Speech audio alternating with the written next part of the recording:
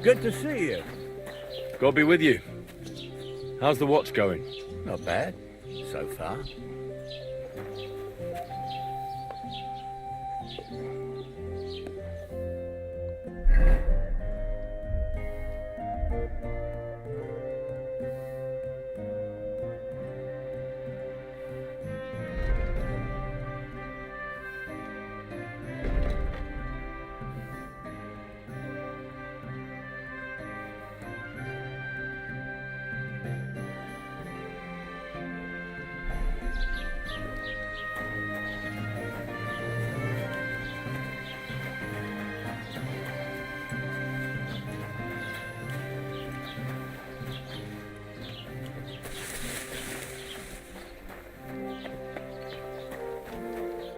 Was möchtest du so früh am Morgen? I wanted to ask you, what's on the other side of that nearest hill? I'm not from here, and I'd like to get my bearings. You look like a merchant to me, so you probably know best. Ja, natürlich, you're not from here. Everyone around here knows that, after what happened in Betty's Tavern. Aber das ist deine Sache. That is your business, lad. Also, what do you want to know? Where can I find a church round here? I'm surprised you don't even have a small chapel in the village. If you want. Die Rettung deiner Seele, junger Mann. You have to go through the forest to Aujetz and to St. Catherine. Herr von Berge does have a chapel in his castle, but it's not for commoners like you. We do not go there either. Und warum auch? The gravedigger Ignatius takes care of burials outside the village, and weddings usually take place without a local priest. No one wants to pay the church more than they have to. Das ist ja wohl klar. Can I find other merchants around here? Zum Glück nicht, junger Mann. I'm the only merchant here around Trotsky. Oh, natürlich. There are plenty of tradesmen here who sell their goods. There is Bartosz, the tailor. He lives at the other end of the village. The apothecary, Emmerich, lives across from me. They are hand in glove, or more like hat in hat. What do you mean by that? Nichts weiter. Just that they play at being educated men. Along the described Geibel, they are always studying some Latin tracts. But of the three, perhaps only Geibel knows Latin, if he really does at all. Is there anyone else here? Oh yeah. Beyond the tailor's house on the edge of the village is where Bashka the butcher lives. Opposite the Rathaus is the carpenter. The rest of the villagers are just peasants, and you are already familiar with the tavern. Where do you go for wares? What's the closest town? The closest is Sobotka, the biggest Gichin, what you call Gichin. And farther north there is Turnov. Half of that one belongs to Herr von Bergo. Is it far? Das kommt darauf an. It takes all day on foot. Wenn du was brauchst, the goods I have here will have to do you. I do not think you will get to the town anytime soon. Is there anything I should avoid around here? Certainly. Stirring up trouble and sticking your nose into other people's business. Here in the village, we don't care much for outsiders. If any do come, they better behave. I understand that, but we were ambushed by bandits. So I wanted to ask if you know anything about that. Ach so, ich verstehe. The woods have been full of all manner of rebel recently. That is all because of the war. Verdammte Schurken. So you've already heard about these bandits? About those ones in particular, or about others. They are all just gleichen Scheißkerle. Every time I go to the town, the bailiff must send an armed escort with me. It makes life difficult. So the roads aren't safe? Ja, das kann man wohl sagen. Herr von Bergo should do something about it at last. But Herr Otto spends more time in Prague than here. And Chamberlain Ulrich... Ach, lassen wir das.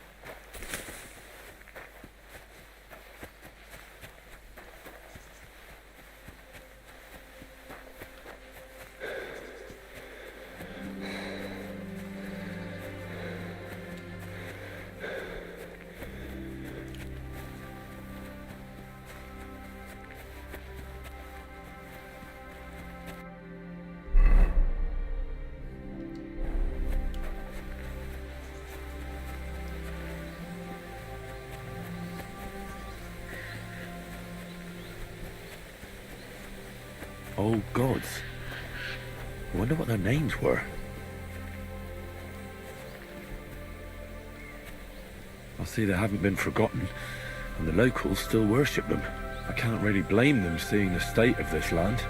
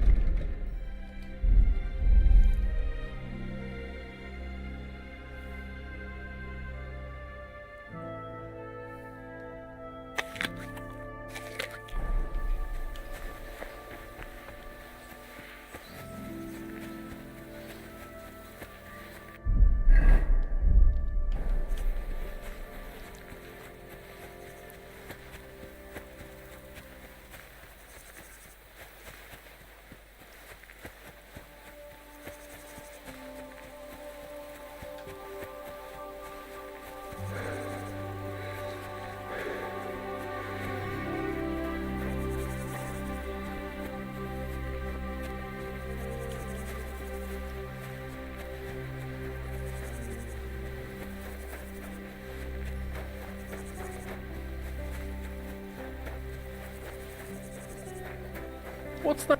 What happened to you? I'm in big trouble. How so? I lost a letter. A very important letter. I was supposed to deliver it to my master by tonight. What was in the letter? I have no idea what it said. For one thing, it was a secret, and for another, I can't read. But it was my master's beloved who sent it. That's why it was so important. Oh, so it could just as easily have been a lewd verse. I don't really care what was in it. The point is, I don't have it. Would you like me to help you look for it? There's no point now. I've been on the road for 2 days as it is. We'll never make it by tonight. Do you know where you might have lost it? I haven't the faintest idea. It must have slipped out somewhere along the way. You should have been more careful with it. Losing the one thing you're supposed to deliver. I know. So I forgot to check my bag this morning, all right? But now it's gone, and I'm fucked. I have to be going. I hope you find the letter. Me too. Because if I don't, I'm in for a lashing. I'm sorry to hear that. Wait! I have an idea. Punch me in the face. What? Smack me in the gob. I'll say I was ambushed on the way and they took the letter. Are you sure? I'm sure. I'd rather take a couple of punches from you than a lashing from my master. I could tell you to stop when I've had enough. But he wouldn't. So you get why it's better for me to be slapped around by you, right?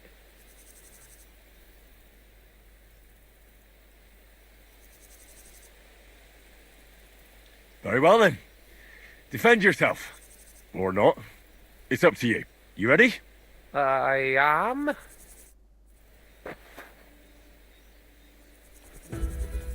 Oh! Ah! Ah! Ah!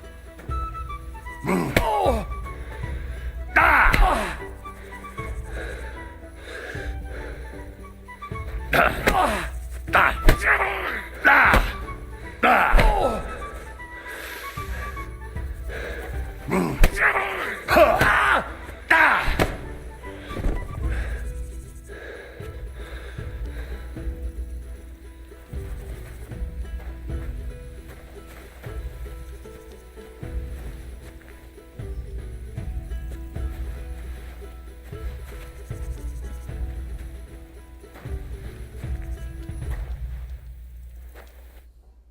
All right. Oh, that was rough. Do you think that's enough? Oh, I definitely. I'm sore all over. Oh, my mouth most of all. Glad to be of help then. Take care.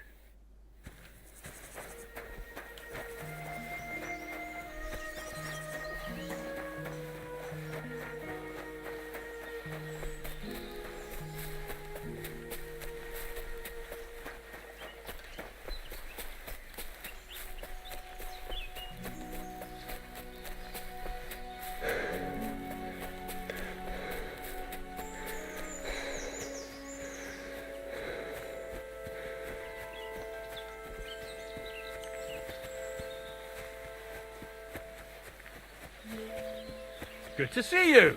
Greetings.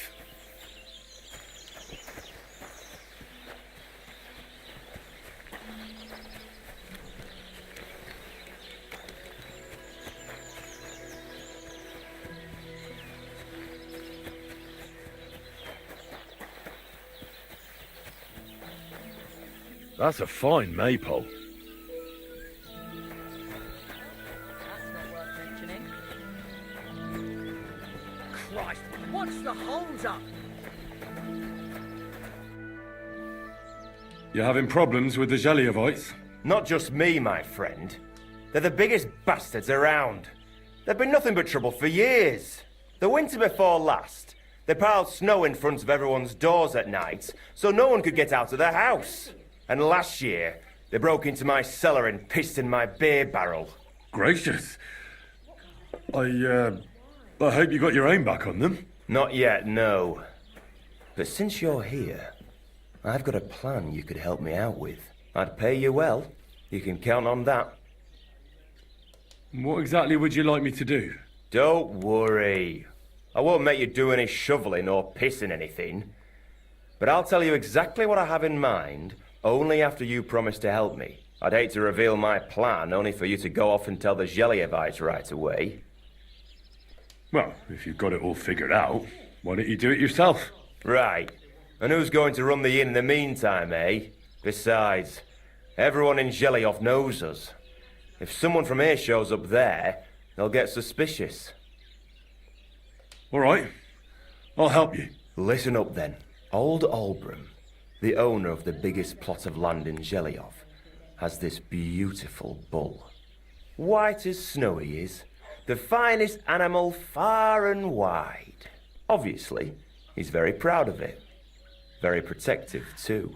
Now you, will give his beautiful snow-white bull a nice new coat of paint. Olbram is going to lose his mind. Simple, right? Painting a bull, eh? That sounds like fun. Right. We just have to work out a few details.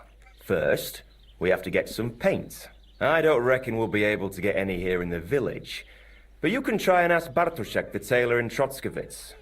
I hear he dyes his own fabric. And after that, we'll have to make sure the bull stays still while you're painting it. Try asking Radovan, the local blacksmith. I hear he can make some kind of sleeping potion. If you pour it in the bull's water trough, I'm sure it'll do the trick. But watch out. That beast is enormous. You'd better put at least 3 doses of the potion in there. All right then. Olbram's bull will be getting a new coat of paint. Olbram's going to lose his mind. I can't wait. And remember, it's supposed to be a joke. If you get caught or something goes wrong, the whole thing will be ruined. Right. So I need paint, sleeping potions, and to not get caught. Why do you and the Zhelyov lot hate each other so much, anyway? It's their fault. They keep playing tricks on us. Olbram's the worst of them all. The nasty old codger. He's always coming up with ways to mess with us. He's the one that stole our pasture. What pasture did they steal from you? The one that stretches from the orchard behind the Takov down to the gamekeeper's lodge. It's been ours since time immemorial, but the Zhelyevites took it from us. And how did they take it from you? You can't exactly stuff a pasture in your purse and walk away with it. Save the jokes, will you? This is fucking serious. There's a tree down by the gamekeeper's lodge that marks the edge of our land. My father, God rest his soul, was there when they agreed on it. He got a proper arse kicking so he'd remember it. And remember it he did. But then fucking Olbram came along, claiming it was the other way round. And that pasture belonged to Zhelyov. Well, can't you all just reach some kind of agreement? Do you think we haven't tried? But there's no talking to the Zhelyovites. Year after year we meet in that pasture. I tell it like it was, but Olbram always starts spewing his lies. Then we end up arguing until the sun sets. And when the Zhelyovites are at wit's end, they come at us, and nothing ever gets solved. We managed to convince them to at least give us back half the pasture. But I know the whole bloody thing belongs to us. We can't just leave things like this. And how did they take it from you? Save the jokes, will you? This is fucking serious. There's a tree down by the gamekeeper's lodge that marks the edge of our land. My father, God rest his soul, was there when they agreed on it. He got a proper arse kicking so he'd remember it. And remember it he did. But then fucking Olbram came along, claiming it was the other way round. And that pasture belonged to Zhelyov.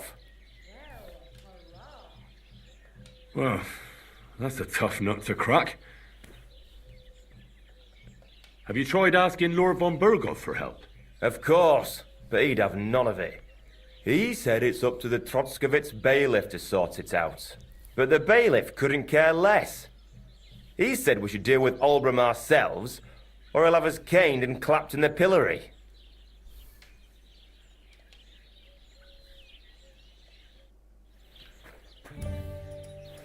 Greetings. Greetings.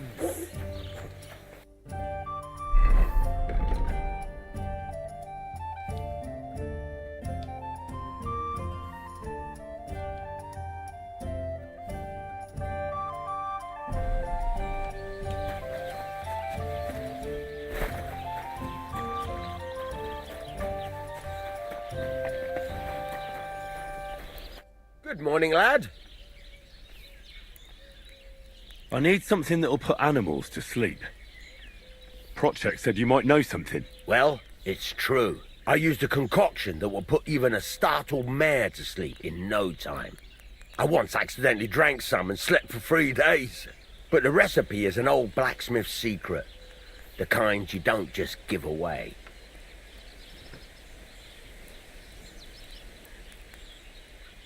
Well, I don't want it just for the sake of it. I need to use it against the Zhelyov lot.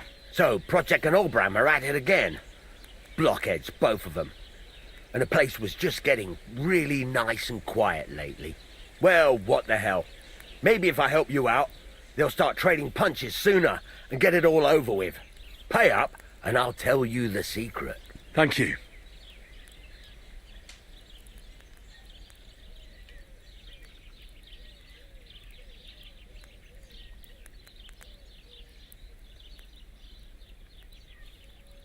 So, did you want to make a deal or not? Wouldn't you tell a fellow blacksmith? My dad was a swordsmith, and I used to help him a lot. But you didn't pay much attention, did you now? Otherwise, you'd know the recipe by now, and you wouldn't be asking me. All right.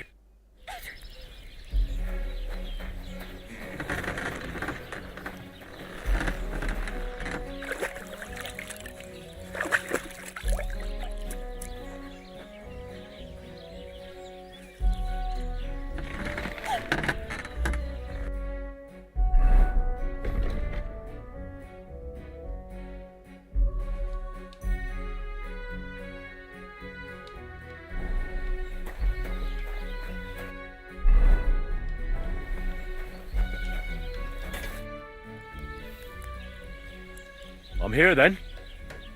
You said in the alehouse that you could do with a helping hand at the forge, didn't you? I could. My last 2 hands, well, they're not worth mentioning. And what with the wedding coming up, the work is piling up. Ah, what's your name? Henry? That's right. You should know, Henry. The blacksmithing isn't for everyone. Have you done it before? Yeah. I basically grew up in the forge. My father was a swordsmith, And not just any. He even forged swords for the nobility. For the nobility, eh? Well, that kind of experience will come in very handy for me indeed. As it happens, I have to forge a wedding present for young Lord Semine. A fine sword. So you'll take me on? Hold your horses. I'll have to try you out first. You could forge me a hunting sword as a test, so I can see if you can make a straight blade. That shouldn't give you much trouble if your father was a swordsmith, should it? Sure thing. I can get started right away. Great. Find some iron and get started then. Iron? You can't make a sword out of butter, but if you don't have your own stuff, you can get everything from the chest in my forge.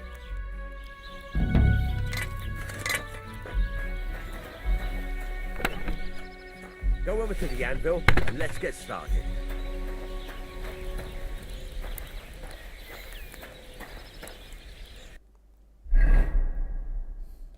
Furnace is cold now. Give it a practice try.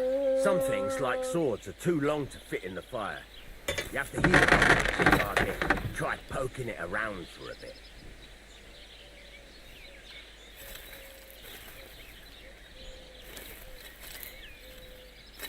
Now get the furnace nice and hot. There's a lever above you. Give it a pull. It works better.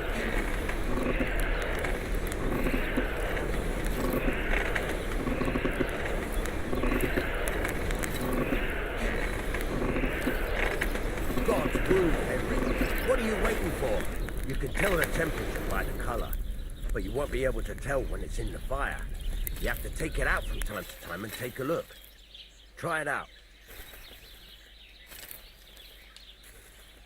See? It's the color of straw, which is what you want, and you heated the whole thing up. Nicely done. Now you can go straight to the anvil. Try moving the sword along the anvil so you can get the hang of it. Now take the hammer and try hitting it a few times.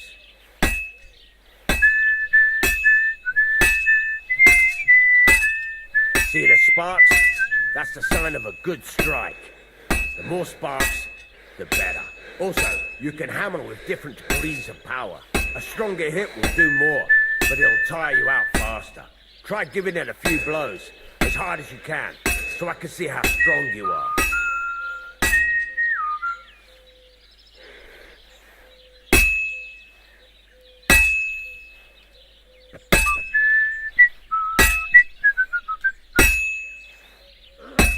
That's got a nice ring to it. Of course, if it was all about hitting an anvil with a hammer, any dolt could do it. You've got to hammer the workpiece evenly. One hit next to the other.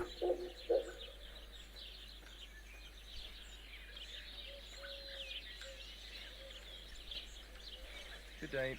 Greetings to you two. Oh, Jesus, it has to be even! Fine. Why'd you ask? I heard she was sick. I just wanted to know if she's feeling better. It was nothing. Just a slight cold. Aye, a man would be calling for the priest, but women are made of stronger stuff. I'll drop by and visit her sometime then. Feel free. Very nice. You're no You're longer doing in just mortal fine. danger. But when I say evenly, I mean it. I'd better A go. sword has two sides, like a lot of other things, including myself. Turn it over and continue on the other side.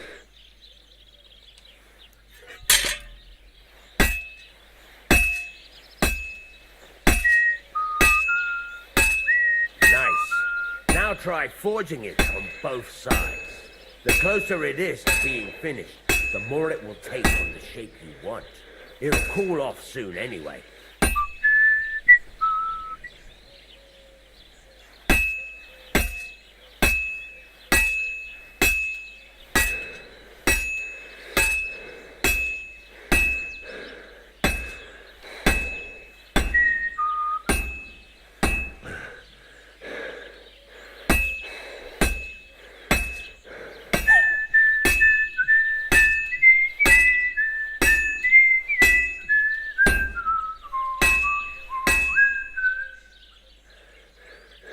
It's cooled now. You can't do it all in one go. You've got to put it back in the furnace from time to time. Sometimes you've got to go there and back all day. but it's all part of the craft. Now, get back to the forge and heat it all up again, like before.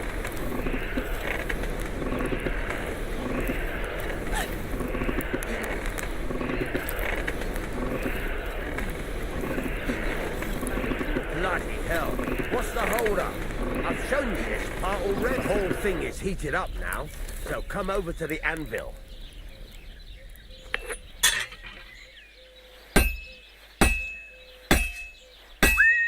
Hear that? Besides the sparks, you can tell a good strike by the sound it makes. You see how it's taking on the right shape? That's how you can tell it's almost finished. Now, I've got a piece of advice for you. Hammer to a rhythm. When I hammer a piece to a beat, the work goes by easier. There you go. You've got it finished.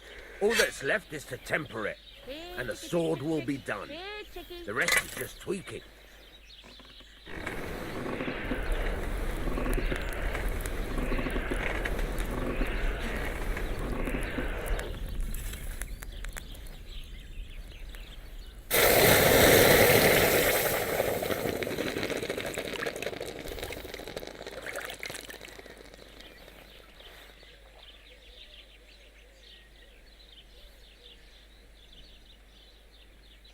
Right, let's have a look. Very nice work. Your father taught you the trade well. He'd certainly be happy to hear that. If you carry on hammering as well as you did today, you've definitely got a job here. Even so, keep in mind, it's all about making sure every strike does its job. That's why you can't let it get cold, or keep striking the same spot.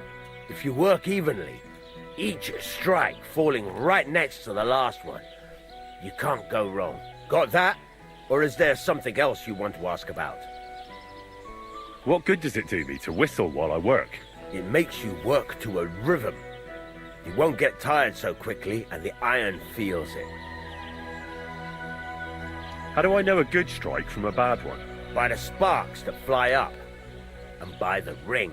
It rings out with a different sound when you do it right. What's the right way to heat up the workpiece? Do it till it turns the color of straw. Ideally, the color should be the same everywhere, if your forging's going to be even. The main thing is, don't work it cold. You just ruin it. But don't overheat it either.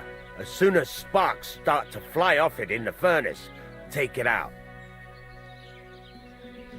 Why should I forge evenly? If you keep hammering the same spot, you'll never finish it. You'll just fuck it up. But jumping from one end to the other ain't a good idea neither. You'd end up working unevenly. The best thing to do is aim each strike next to the one before. How will I know it's finished? Notice the shape. The closer you are to finishing, the more precise the shape it will have. Thanks. That's all I need to know. You can sleep in the chamber by the woodshed. And there's a chest where you can keep your things. And of course, you can use the forge anytime you want. Any questions? Where can I get materials?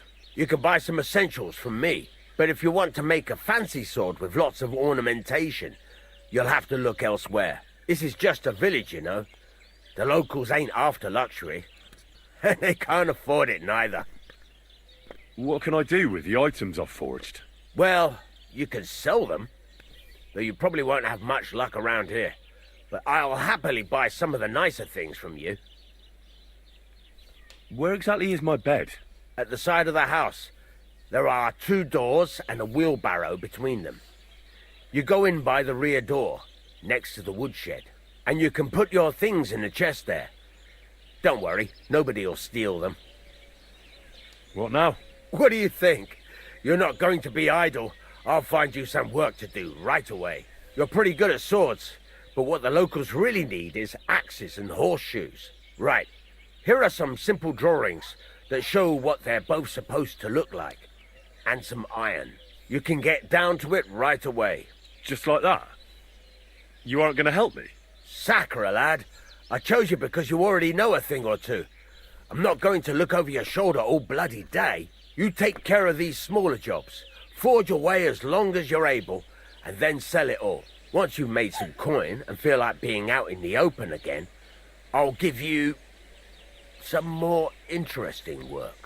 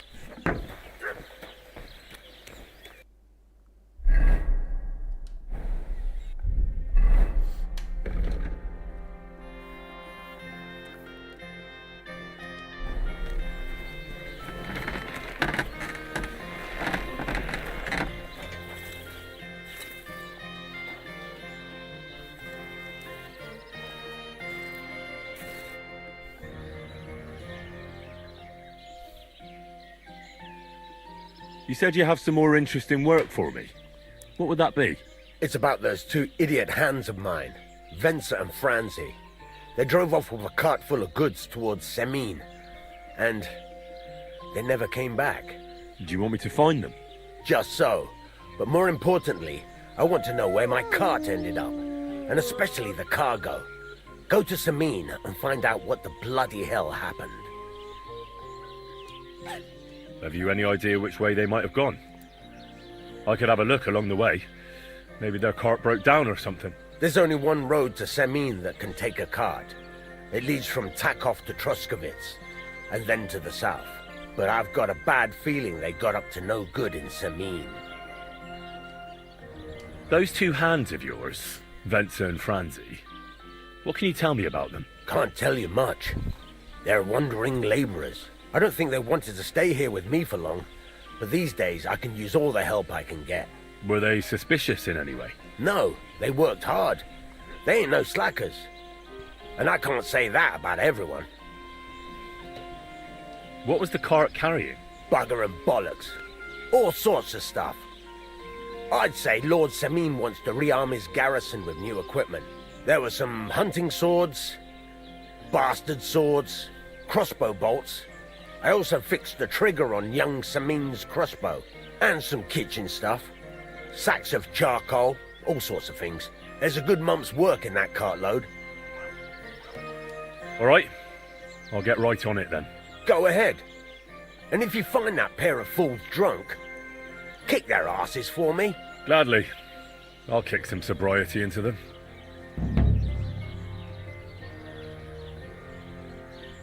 There's a couple more things I'd like to ask about smithing. Ask away. Thanks.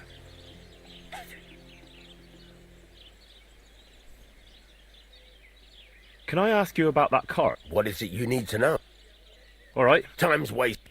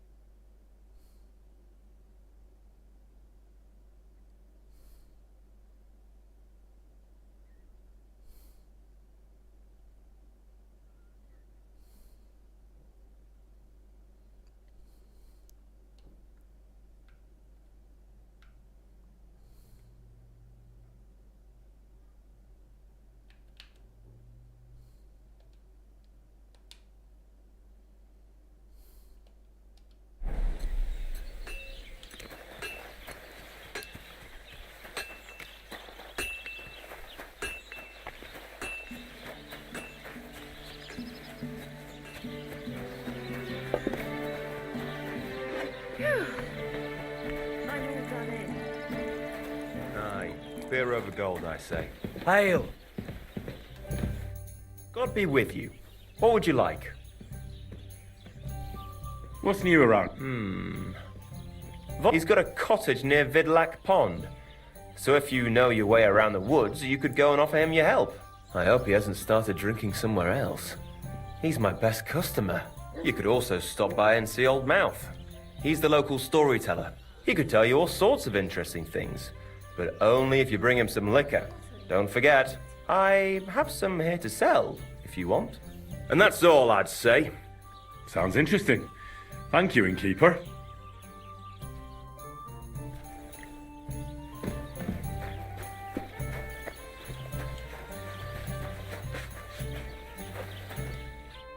Lord be with you.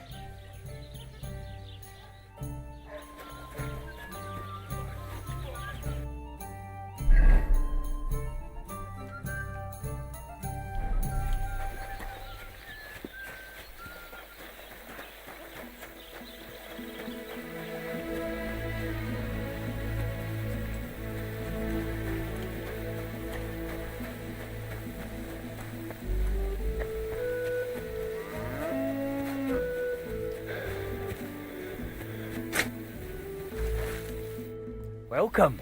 What can I do for you? People call you the mouth, right? They say you tell all sorts of stories. I'm no mouth to you. My name is Denyek. Got that? What do people call you then? Bughead? Arse face? I'm sorry, Stenyak. I'm Henry. Pleased to meet you. But you were right about the stories. I could tell you stories so sad they'd make the devil cry. Or would you prefer something so scary it'll make the hairs on your ass turn white? But it's a lot of hard work for me. Now, if you had something to drink or a couple of groschen, that might help loosen my tongue.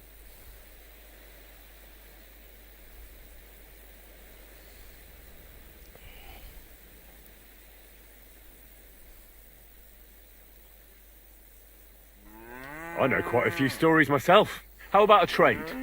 A story for a story. All right, then. But if it's the one about the magic porridge pot, don't bother. I've heard it 100 times. And that story always leaves me feeling hungry. I know a romantic tale about a knight, his lady love, and 3 impossible tasks he had to undertake to win her heart. He had to bring her the sweetest wine, tame the wildest horse, and make a crown with the rarest gem. And then? What happened when he'd done all 3? Well, the lady of his heart showed her gratitude by giving him the most precious thing she had. And I'm not talking about gold. Ho! A raunchy ending. That'll be popular with the lads round here. If I were you, I'd make it longer. To last a whole evening. Add a wicked stepmother, that sort of thing. It'll be a hit. And now, I'll tell you a tale in return. So what kind of story would you like to hear? I like stories that can teach me something. Stories with a moral. Haven't you heard enough of those in church? But it's not a problem. I have just the tale for you. And it's not one you'll hear from any priest. So, once upon a time, there lived in these very lands 2 brothers. The older was called Kuba, the younger, Matthias. They were both woodcutters, like their father and his father before him. One day, at the height of summer, they were working in the woods. The air was as hot as a furnace, so Matthias went to a nearby pond to cool himself. But as he was leaning over the cold water, there was a loud splash.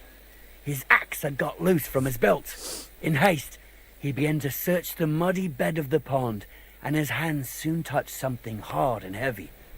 He pulled it out and could not believe his eyes. He pulled out an axe. Yes, but not his old one. It was an axe made of pure silver. Good God. I'd grab that without a second thought. Maybe you would, but Matthias would never. He was an honest man, and with a big swing he threw the silver axe back. He searched the pond again, and this time he pulled out his own axe. Nothing but dull iron and old wood. I reckon that was the right choice. Who knows who the silver axe belonged to? Well, quite. Listen on. Matthias was just about to leave when suddenly a water goblin came out of the pond, silver axe in his hands, and he said, "You're a righteous man, Matthias, and for your honesty, you may keep both axes." Matthias, not hanging around for the goblin to change his mind, took up both axes, gave us thanks, and ran to tell Kuba all about it. Kuba, however, was not best pleased with his little brother's fortune. He deeply envied Matthias for his newfound wealth. So, he set out to try the same thing. He ran as fast as his legs could carry him straight to the pond, threw his own axe in, and began a pretend search for it. Yet Kuba had no luck. He pulled out the axe he'd thrown in himself. So he tried again. Tricked by sunlight, he grabbed something shiny, only to pull out his old iron axe again. Enraged, he hurled his axe back into the water and yelled, "Fuck this axe! I want a silver one!" But the water goblin heard his shameful cry and was greatly upset by Kuba's greed. So, when Kuba reached down into the water for a third time, The water goblin seized his hand, pulled him down whole to the dark depths, and drowned him. Oh, that's so cruel. I feel sorry for Kuba. Aye, and so did Matthias. He went to the water goblin and begged for his brother's body so he could take him home and bury him. But the path back from the pond led over a steep hill, and carrying the weight of the waterlogged body exhausted Matthias. He stopped to rest by an old oak tree, and he used a silver axe to cut off a branch that would serve as a walking stick. But it wasn't enough. Somehow, it was still getting harder to continue up the hill. Then Matthias realized it wasn't his brother's body that was weighing him down. It was the silver axe.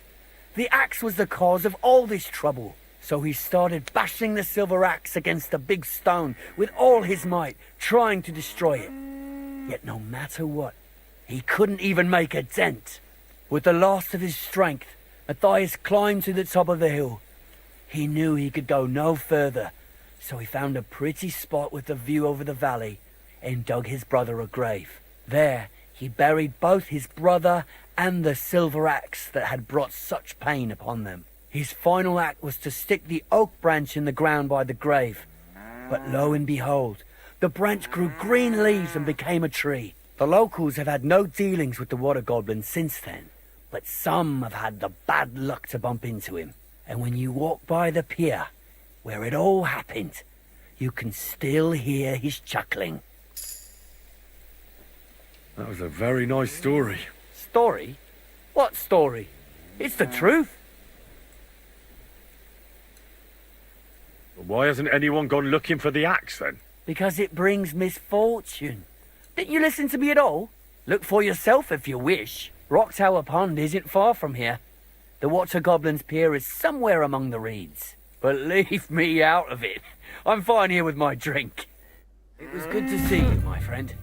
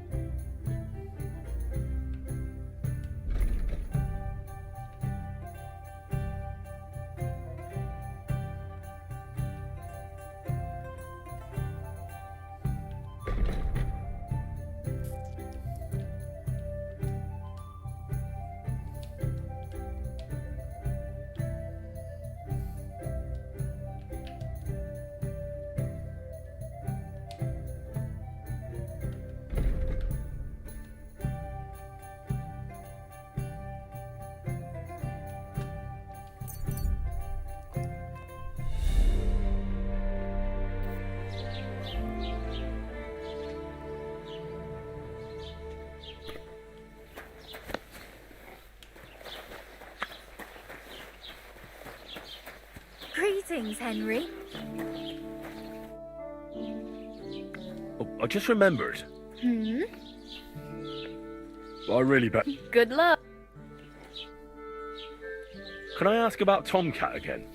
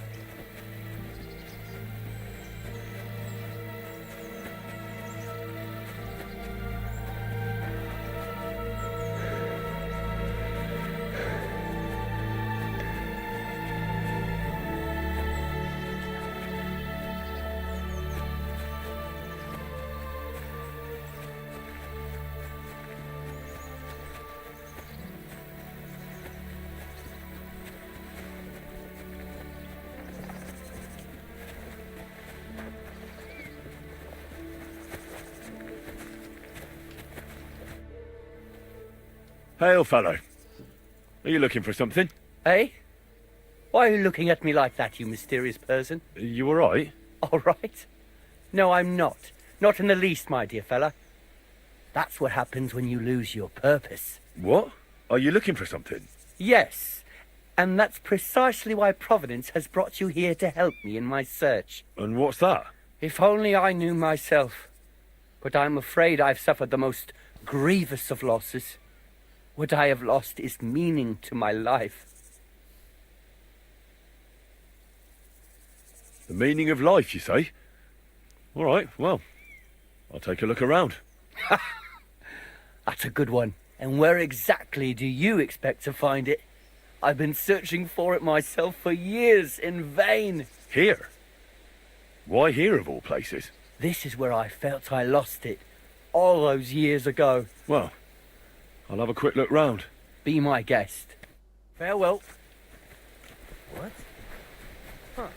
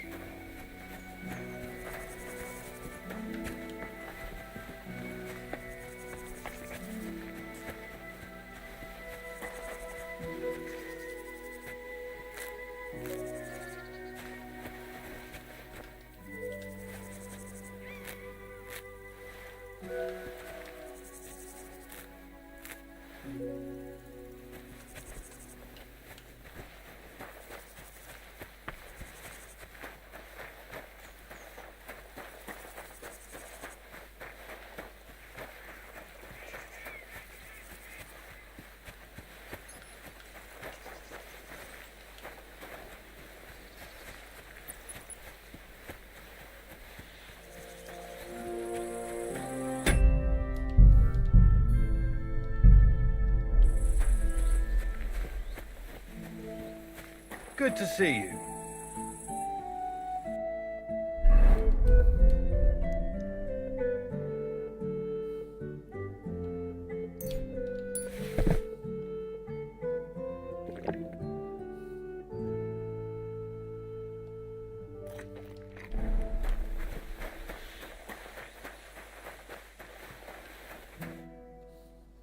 So I says to him, "No, father, I haven't been fornicating.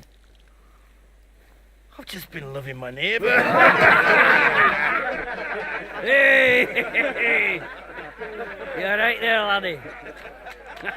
Oh, you should have seen him. He went as late as a cardinal's hat. Aye. Hey, servant, bring some wine. Me?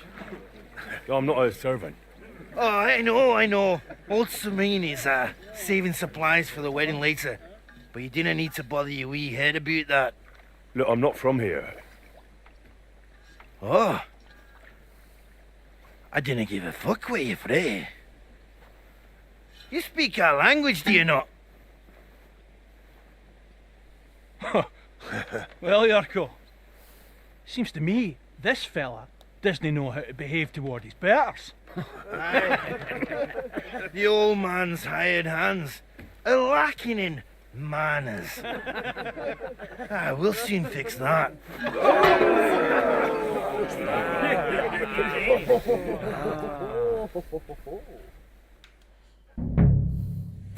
Show the swine! Send him Hey! speak in the naked door. Didn't expect that, did you, you dung grubber? Get away from beating him. Christ! Shit! Flatten the cheeky wee shit. Give that Czech fucker a Go for it, Yurko.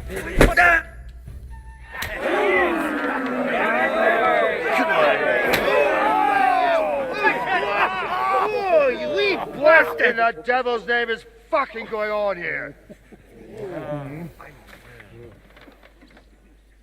What do you think's going on, Grandad? I'm teaching your people here how we do things. Grandad? Why, Grandad? An old captain like you probably still remember the flood. True enough, Yurko. I am old. And I remember all sorts of things. Like you. when you were a little nipper running around here bare arse with a ribbon in your hair, screaming out how you was Princess Sophie. Poor lad, hadn't a moment's peace from his big sisters. What about that way? Who in God's name are you? Henry. The Takeoff blacksmith sent me. Radovan. Blacksmith, eh? Then you'll have some explaining to do. Come along and never mind that fool Yurko. Young Samin's getting married, so we has to put up with his kin from Moravia. We'll be needing a dozen geese. And I must tell Vashek to get 3 pigs ready for slaughter. And the carters will have to be sent to Yetchin to get at least a peck of poppy seed for cakes. And gingerbread spices. Oh, and wine, too. It's almost all gone, what we bought only last week. Enter! Sorry to intrude, sir. This is Henry, blacksmith Radovan's hand. Oh, excellent. Dorothy, leave us now. Just make sure that there's plenty of everything so long as it doesn't cost too much. But, sir... Not another word! Leave us!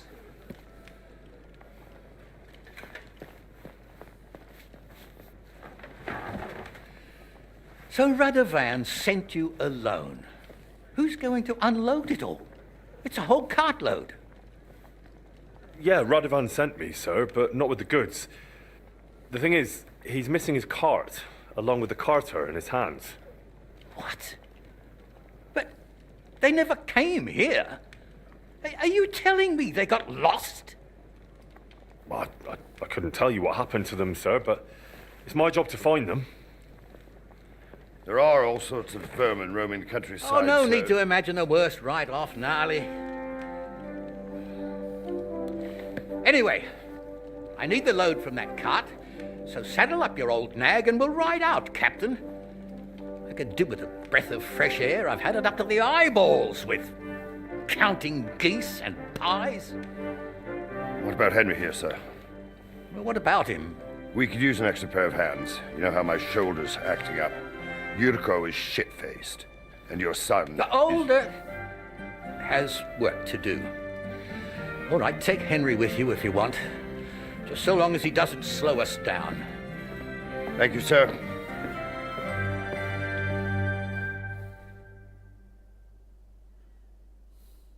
So, lad, you going with us? I hope you're happy about it. Yeah. I'll be glad to help you. Oh, you reckon we can't manage on our own? No. That's not how I meant it. Take it easy, son. I'm only yanking your pizzle. By the way, the fellas at the gate say you came here on foot. Yeah, I did. Christ above. And how are you going to ride with us? On the back of my saddle? You're a bit big for that, ain't ya? And I'm a bit too old. I figured I'd just run along behind you. You could, but even with them young legs of yours, you'd hold us back. You're in need of a horse. Well, those don't come cheap. True. But your luck's in, lad. Our groom brought in a grey nag not long ago.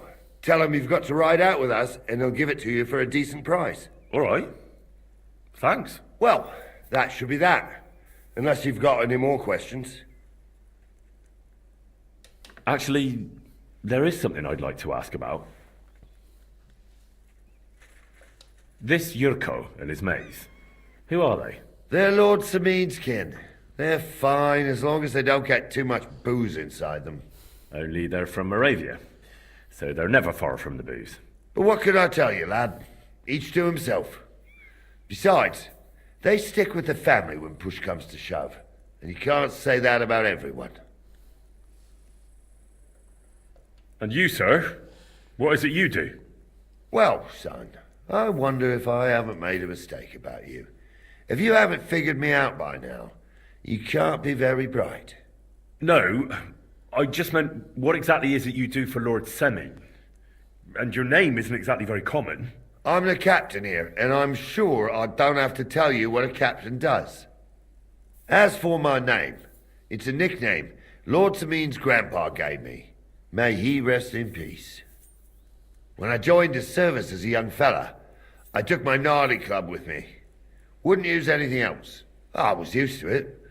And more than once helped me to, win an argument. I broke many a hard skull with it. And it's still in one piece. We've been together so long, we even share the same name. You're lucky you didn't turn out to be Captain Knob. Or Captain Headcracker. You're right.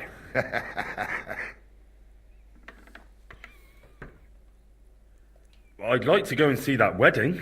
Wouldn't we all, lad? And what would you do there? Well, I heard Lord von Berghoff will be at the wedding, and I need to speak with him. Son, I don't know if you're serious or yanking my pizzle. Anyways, you're Radovan's hand, ain't you? He'll be coming to the wedding. He's making a wedding gift for the groom. Stick with him, and maybe he'll take you with him. We should probably get going. That we should. But it's getting pretty late. We need daylight for a search like that. Come back in the morning and we'll set out. If you want, stay here. You'll get a bit of grub in the kitchen and you can sleep in the barn.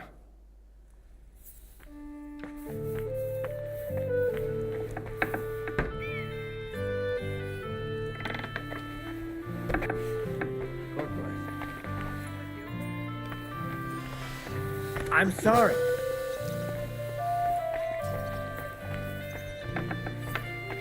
God bless you, sir. Greetings. Greetings.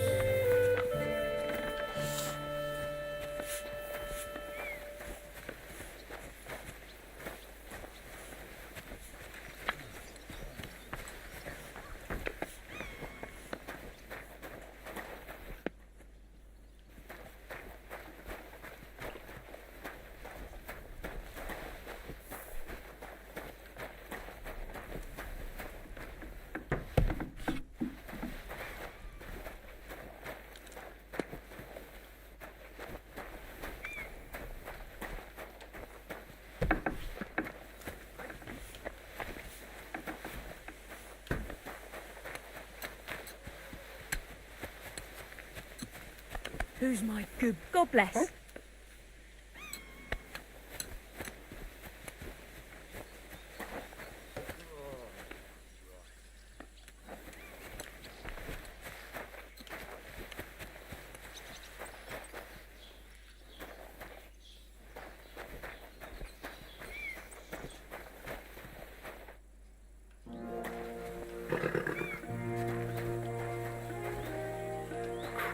Greetings.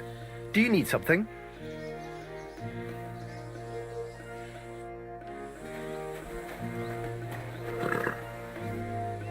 Wait, that's my Pebbles, my girl. I thought they killed you down by that pond.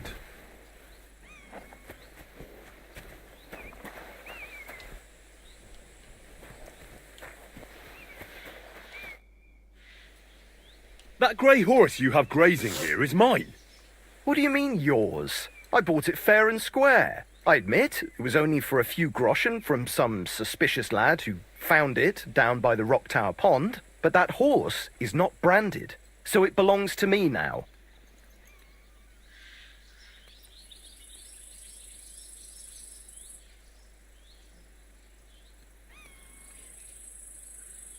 Look, you know they attacked an entourage by that pond, right? I heard about it. That news spread through the land like wildfire. And the one who sold it to you told you he found it by the pond, right? Well, he did, aye. So it's not entirely impossible she belonged to me. Maybe not impossible, but I paid for her. Aye, but just a few groschen. You said so yourself. Wouldn't you rather be in the good graces of someone who might have been part of that expedition? Maybe so. All right, I'll give her to you. But you owe me one. Go and get her then. If she remembers you, she might even come when you whistle for her.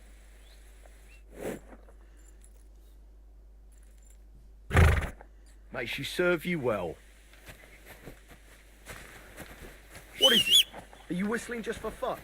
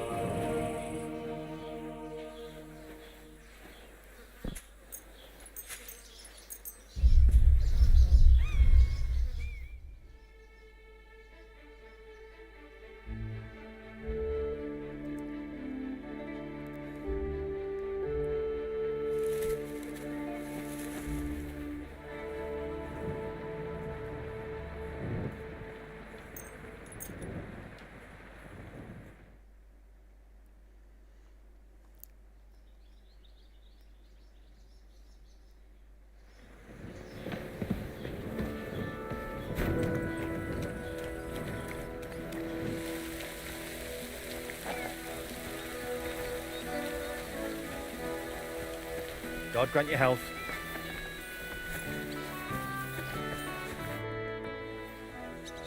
Can I ask you something, Captain? Sure. Ask away, son. What about Lord Semi? What's he like? What are you asking me, son? We don't know each other well enough for me to criticise my master. Oh, I'm not asking you to criticise him. And would you believe me if I told you he's kind and just? That he knows how to make some coin, but he ain't no miser. He knows how to give orders, but he'll listen to advice too. Sounds almost too good to be true. See? You wouldn't believe me. How about von Berghoff? What's he like? Well, actually, I don't know that much about Sir Otto. He spends a lot of time in Prague and travelling all over the kingdom. He ain't in Trotsky that often.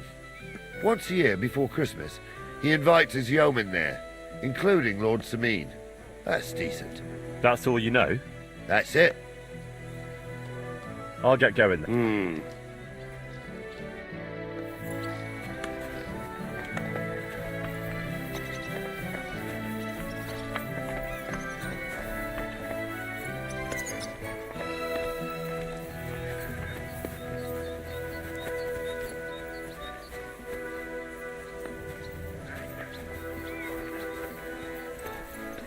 Greetings to you. Damned weather. I'm ready to set out, sir. All right. Stay close to us and don't go wandering off. As you say, sir.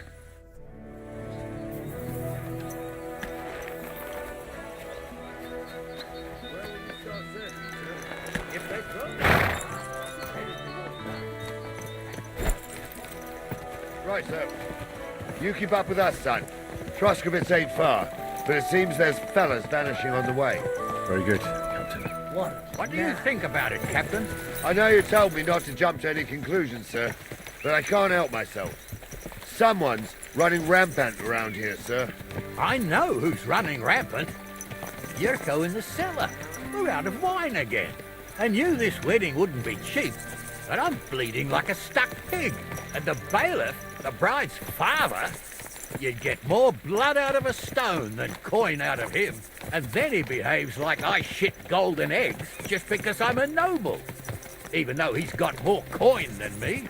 Such are the times, sir. But that Yurko, he's going too far.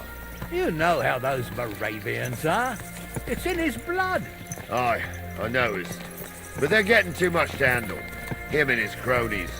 They started on young Henry, soon as he set foot on the courtyard. What? Is that true, Henry? It was nothing. Just a bit of a friendly brawl. They clearly had a skinful. I can understand it. Well, I've sure as hell got no understanding for it. I hope they didn't hurt you. Young Henry here gave Yurko a nice hammering. Oh, that's no surprise. The fella can hardly stand upright most of the time. You'd have to get up early to catch them sober. But they wasn't that drunk as to give Henry an easy fight. Look here, lad. If you're such a champion, I'm sure you'd accept the challenge of an old man like myself. It would be an honour, sir. Excellent. Not afraid, eh? That's what I like to see. There's an abandoned pen along the path a bit. We'll stop off there and see what you're made of. All right, sir. If you'll excuse me, I'll explain some things to the youngster here first. Wouldn't want no accidents happening.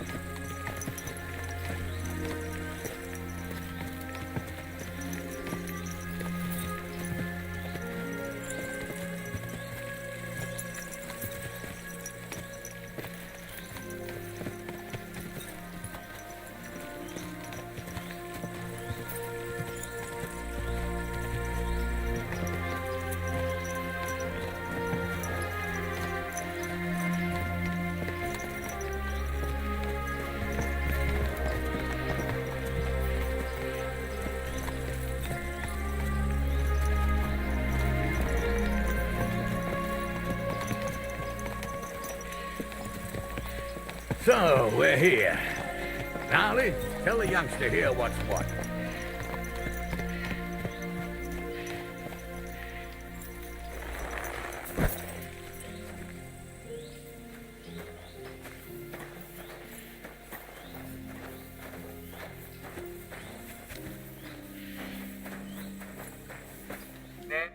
All right, son.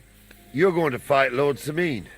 It'll be an honourable fight, so you better act accordingly.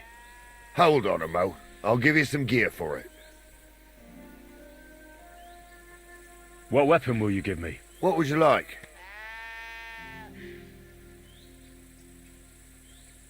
Sword? Don't get ahead of yourself, laddie.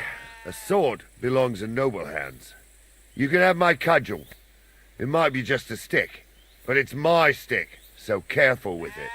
I also looked through the saddlebags and found an old jupon, and something that could pass for a helmet. You better take it, so you last at least a little while. Thank you, Captain. Save the thanks, and get your arse into the pen.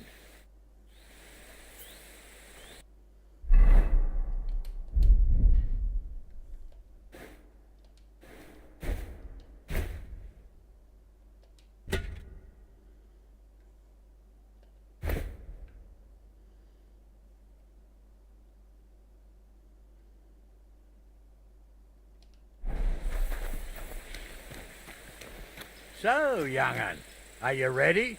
All right, let's do it.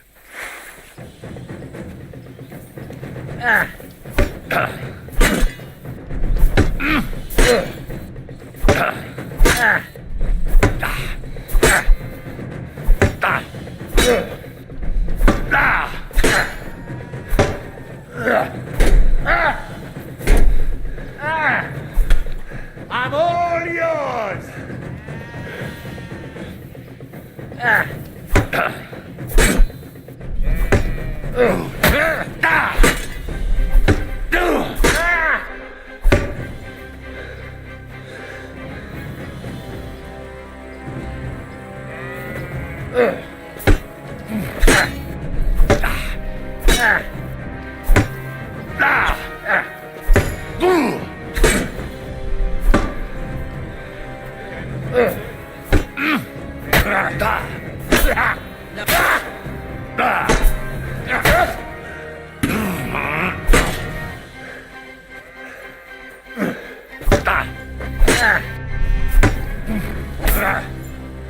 No, you don't. I want to tell you something.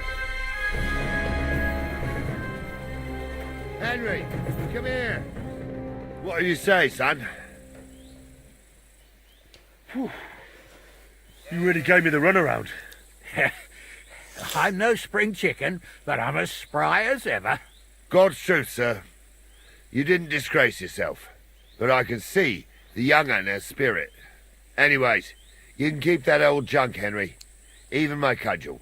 But take care of the old fella. He might be just a piece of wood, but he saved my arse more than once.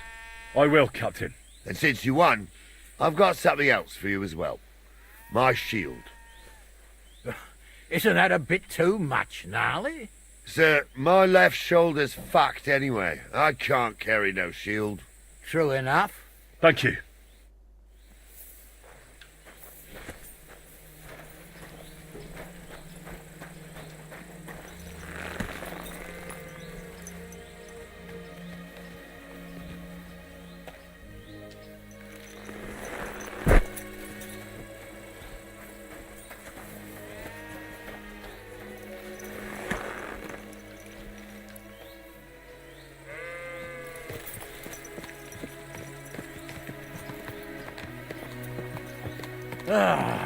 I needed that.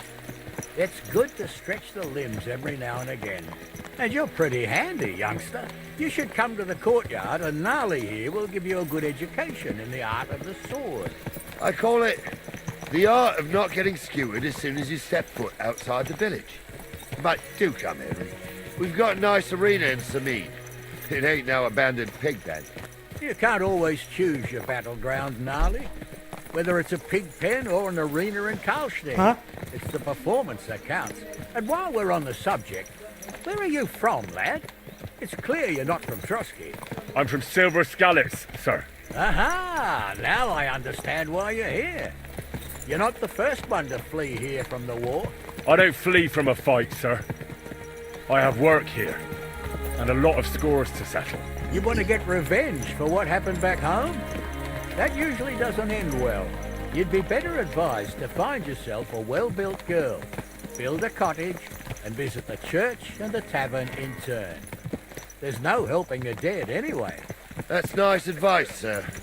Only women will tie you down, lad. Better to go and see a bit of the world. You're doing the right thing. Keep your eyes on the road, you fool! Christ wounds! Watch out with that horse!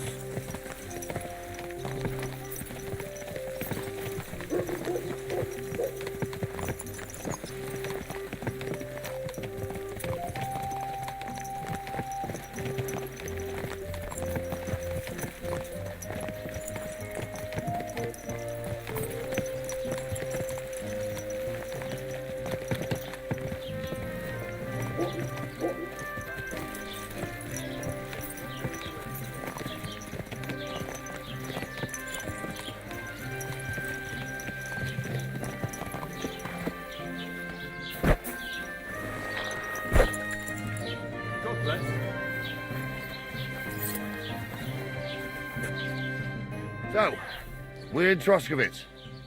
What now, sir? Should I go to the bailiff and ask if he might have seen someone? Well, that makes sense.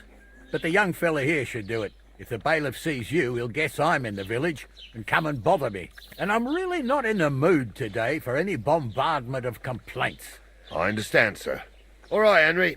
Run along to the rat house and inquire about that wagon. And Henry, not a word about me. Are we clear? As you wish, sir.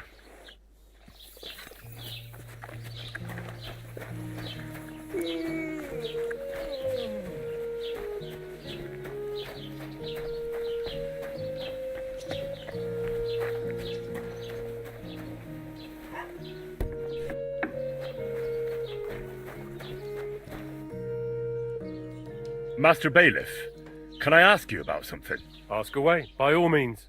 Wait now, aren't you that lad who's helping Radovan in the forge? Yeah, that's me. I heard his hired hands went missing. Yeah, that's exactly why I'm here. Ah, I was thinking they were driving awful fast with that cart. You saw them? I did, a few days back. They raced through the village in the early evening so fast, they were dropping sacks of charcoal. Where were they headed? Towards the east, to Apollonia on the road to Yichin. And you're looking for them? I am indeed. I'm glad to hear it. I heard there were goods for Semine on that cart, and I can do without that kind of trouble now, on account of the wedding, you know?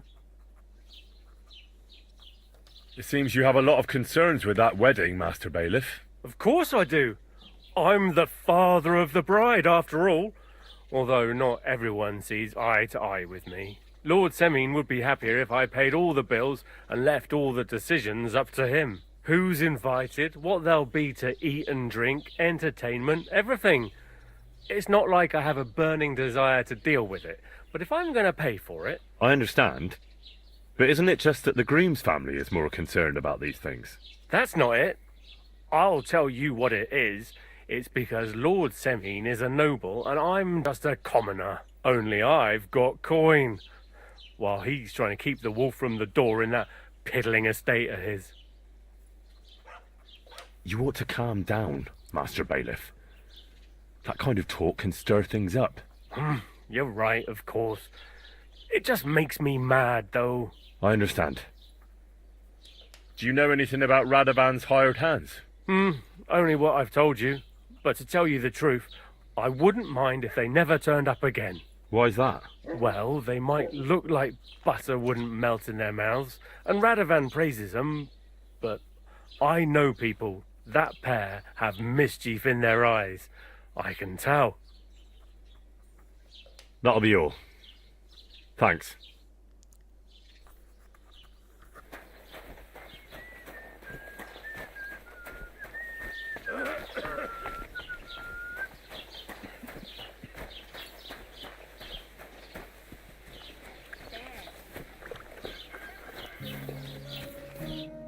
Well then, young man, how did it go? They were spotted here, sir. Going to the east, towards Apollonia. So to Yichin? The bastards! And what about my goods? Oh, they were driving so fast, it was falling off the cart. The thieving scum! Let's hurry! To Yichin! Sir, I could send a message to the Itchin captain of the guard. Oh, it'll take too long. We'll go and get them ourselves. You'll be missing preparations for the wedding at home, sir. I will.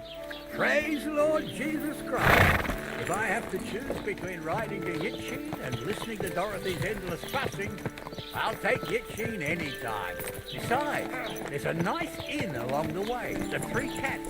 We can spend the night there. I remember that place, but I'm not sure, sir, if they'll let the two of us set foot inside the door. Oh, gnarly, that was 15 summers ago. God knows if the place is even still standing. True. Still, we'd better keep our eyes peeled. They might not have gone to Yitchin. They could have turned off somewhere. Or something could have happened. They might have been ambushed, maybe. Will you give over with that?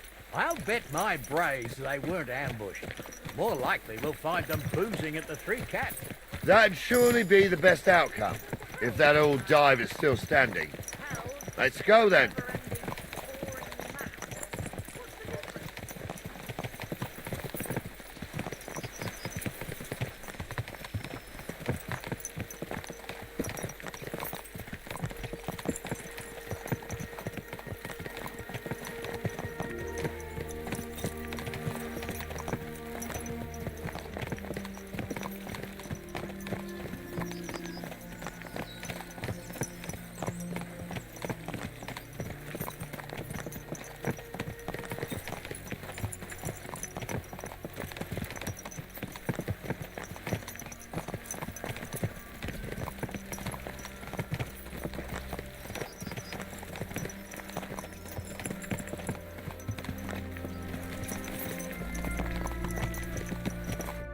So, St. Anthony, which way now?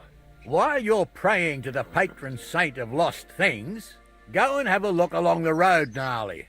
And you, Henry, have a look to the left. All right, sir.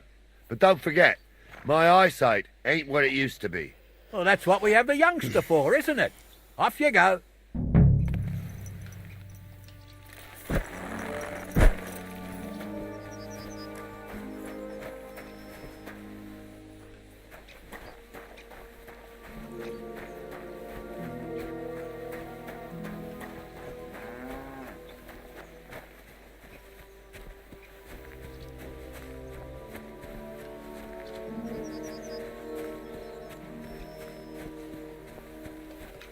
Sack of charcoal?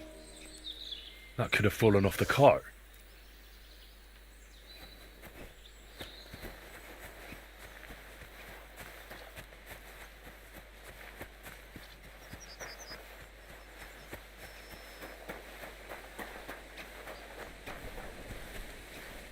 You found anything, lad? There's a sack of charcoal lying in the ditch to the left of the road. The bailiff said they were driving like the devil, so maybe it fell from the cart. Oh, that makes sense. To the left it is, then. Gnarly! Back here!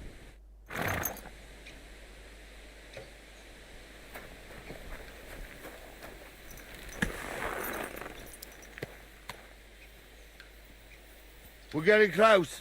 I can feel it in my bones, sir. You'll have the car back in no time. I just hope we find the horses, too. Yarmilka here ain't the youngest, and I wouldn't want to drag it back home myself. A nobleman in harness. We ain't ever had such a spectacle in these parts. You might get to see it soon enough. The lords in this country have all gone to the dogs. Every lowborn with a bit of coin builds a house in Kuttenberg while we live in squalor. Why do you reckon that is, lad? That's a tough question, sir. But nothing happens on God's green earth without his will. If that's the way God wants it, there's nothing you can do. None of this would be happening if we had a king. And I mean a real one, not Wenceslas or Sigismund. Oh, anywhere that's not ruled by a strong hand, all sorts of things go wrong. Especially when you've got Moravian relatives eating you out of house and home.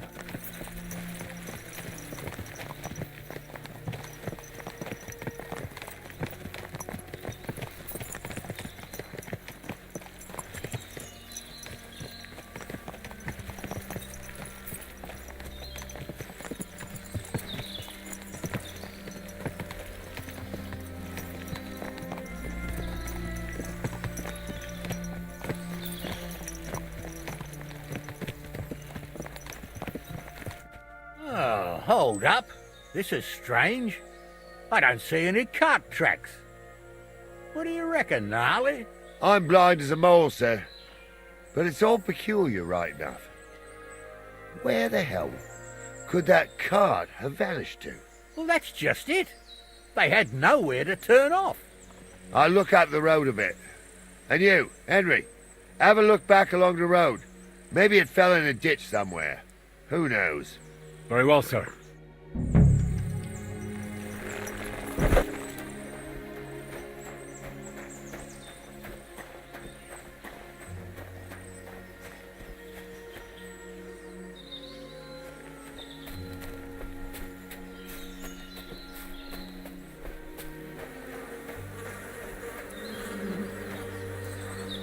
Blacksmith's cart.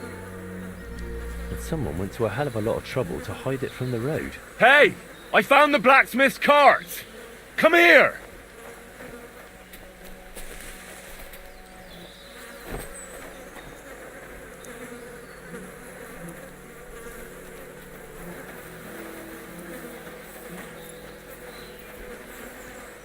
Well, now, here we have it. The blacksmith's cart. Someone went to a lot of trouble to hide it from the road. Of course, the goods are gone. The bastards hauled it off to the rocks. That's clear. Well, we can't let them get away with it. We'll carry on, but on foot. My old young milker would only break a leg there. And keep a sharp lookout. Something stinks here.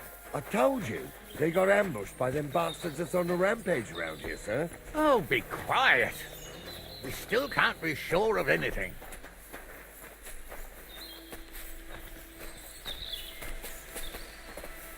Ah, Apollonia.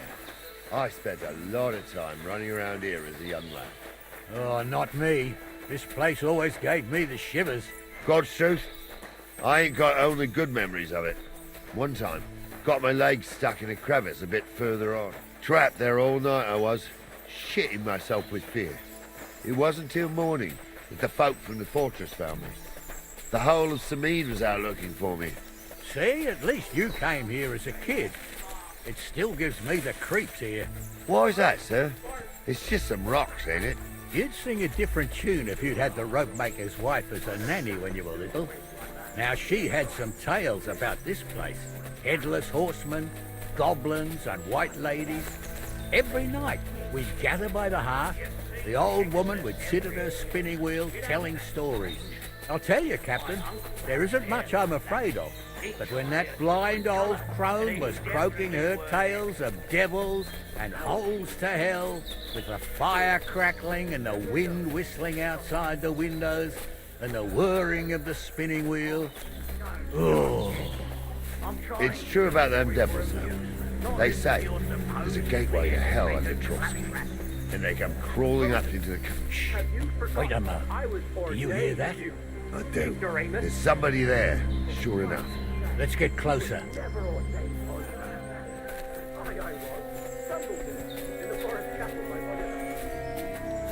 What do we do now? I heard more than two voices. I used to clamber around here as a young lad. The girls from Slatico used to come make a fire here and jump over it. And so's their underwear wouldn't catch fire. Sometimes they'd take it off. That's nice, Gnarly, but I don't think it's scantily clad maidens we'll be running into here. So what's that got to do with anything? Well, there's a nice view into the gorge from up there. We only have to go back a bit, and we can get up there nicely. Right.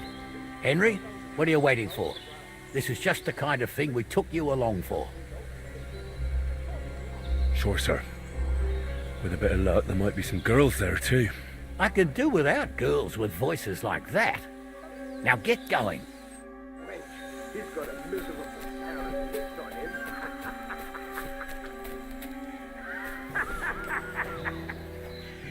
You don't say. You really saw that? I'm not kidding.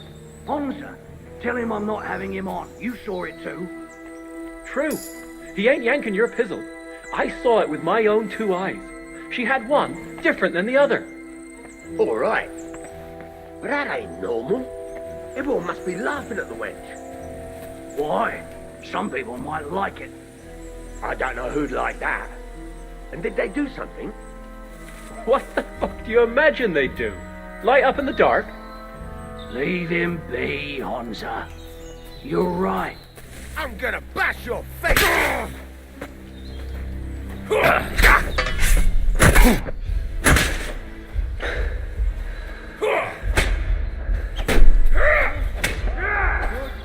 You're dead.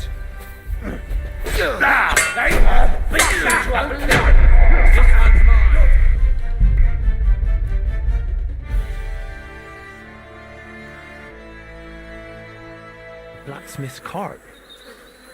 And someone went to a hell of a lot of trouble to hide it from the road. Hey! I found the blacksmith's cart! Come here!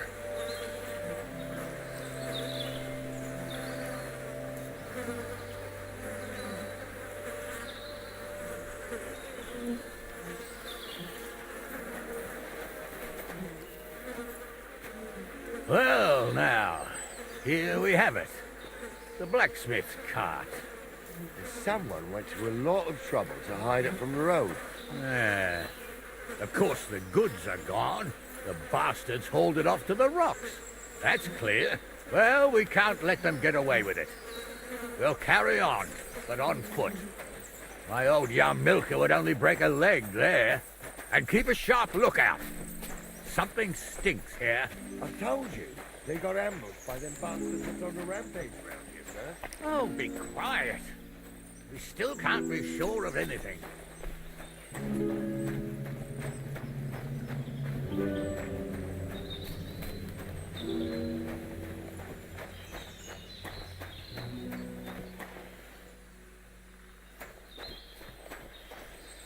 Ah, Apollonia. I spent a lot of time running around here as a young lad. Oh, not me. This place always gave me the shivers. God's truth, I ain't got only good memories of it. One time, got my legs stuck in a crevice a bit further on. Trapped there all night I was, shitting myself with fear. It wasn't till morning that the folk from the fortress found me. The whole of Sameen was out looking for me.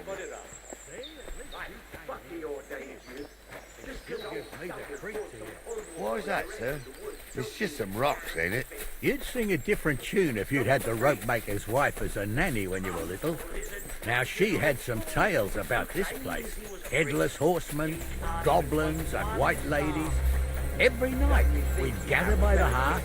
The old woman would sit at her spinning wheel telling stories. I'll tell you, Captain, there isn't much I'm afraid of. But when that blind old crone was croaking her tales of devils, and yeah, I hear it. There's somebody there, sure enough.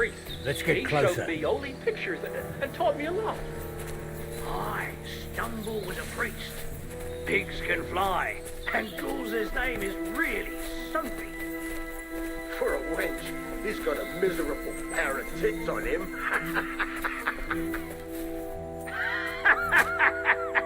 What do we do now? I heard more than two voices. I used to clamber around here as a young lad.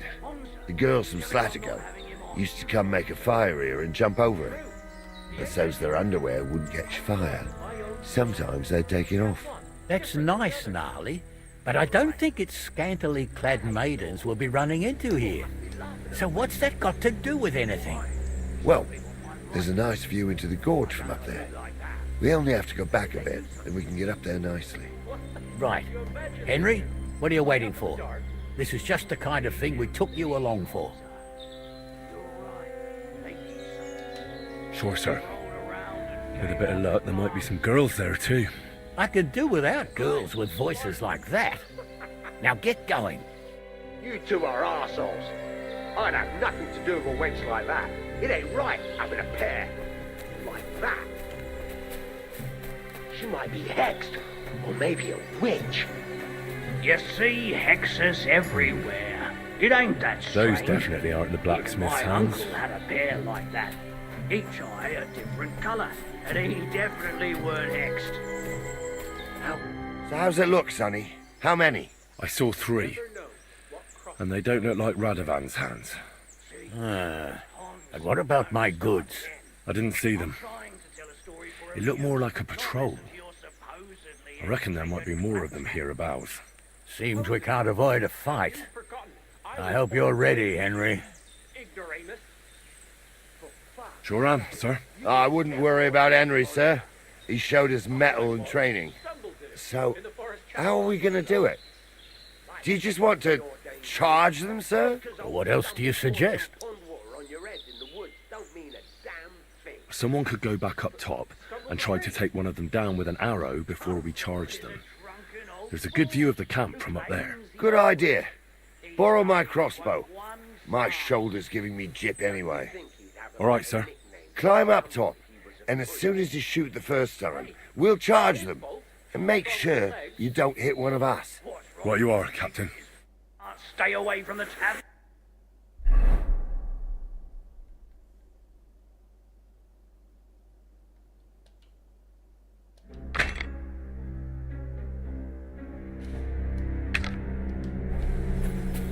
You two don't know the truth from an hole in the ground. Stumble was a priest. He showed me holy pictures and taught me a lot. Aye, Stumble was a priest. Pigs can fly, and Ghoul's name is really Sophie. For a wench, he's got a miserable pair of tits on him.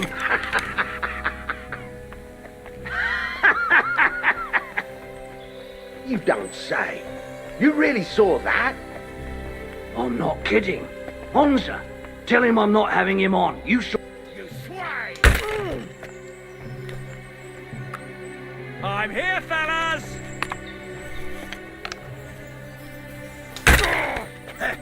Now get ready to lead this life. You won't get it!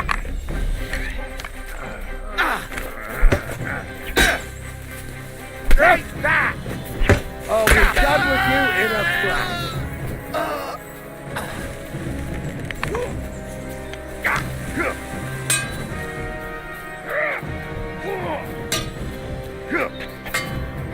Amen to you.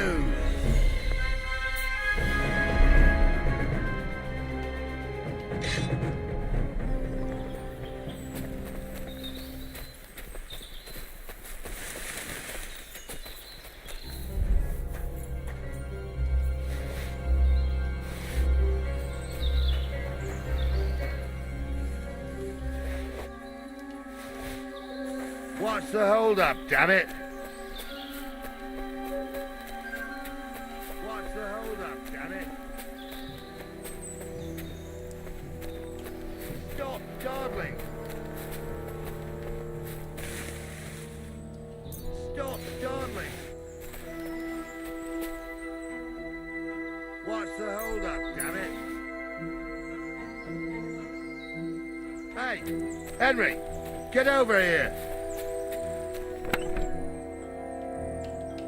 Stop dawdling! Stop dawdling!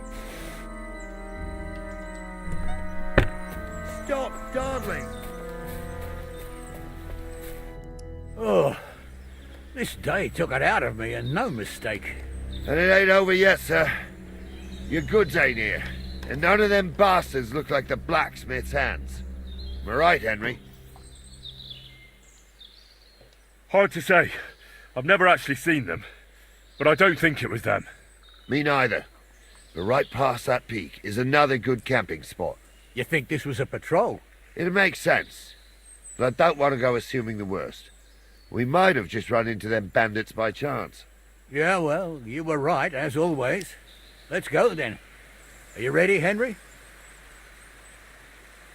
I am. Let's go. Hold on, lad. Give me back my crossbow. You weren't thinking of keeping it, were you?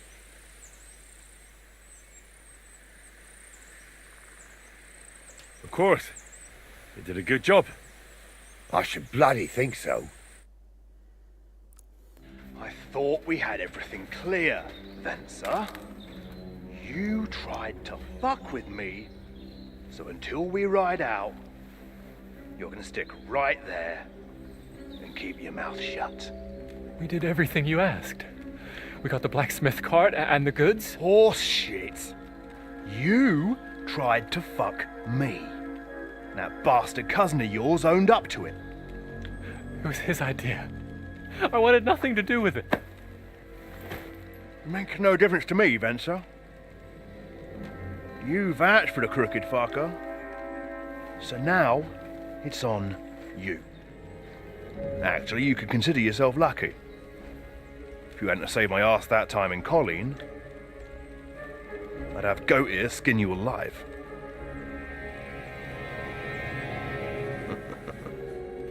Bastards. You can't trust anyone in these parts. Get ready, Gnarly. We are going to parley. Like that time at the Shani, sir? Yes, exactly. Only there was more of us that time, and less of them. Oh, don't worry, there won't be a problem. They're just common thieves. Besides, I'll take young Henry with me. What, me? And if they're still feeling brave, you get to try out that new plaything of yours.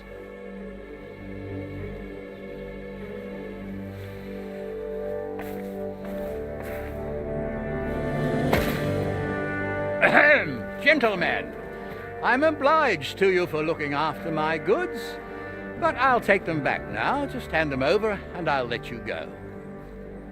Oh, you must be from Samin, sir. Well, of course you can have everything back. Just as long as you ask nicely, eh? Well, how about we do things differently? You lay down your weapons, and we can all have a nice little chat. I mean, I don't intend to go murdering local lords. I just want your coin. That's very noble of you, sir.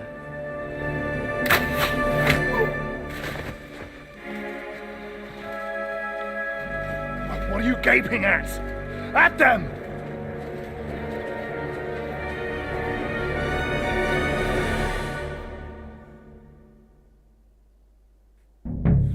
At them! Hammer them, men! Like it! We'll finish this quickly. Too slow!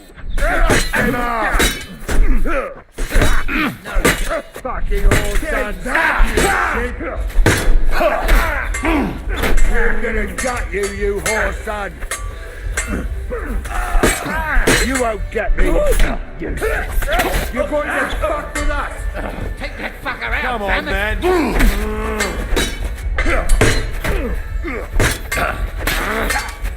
You should have fucking stayed out of it. Right, hit the ground, eh? You won't. We'll finish.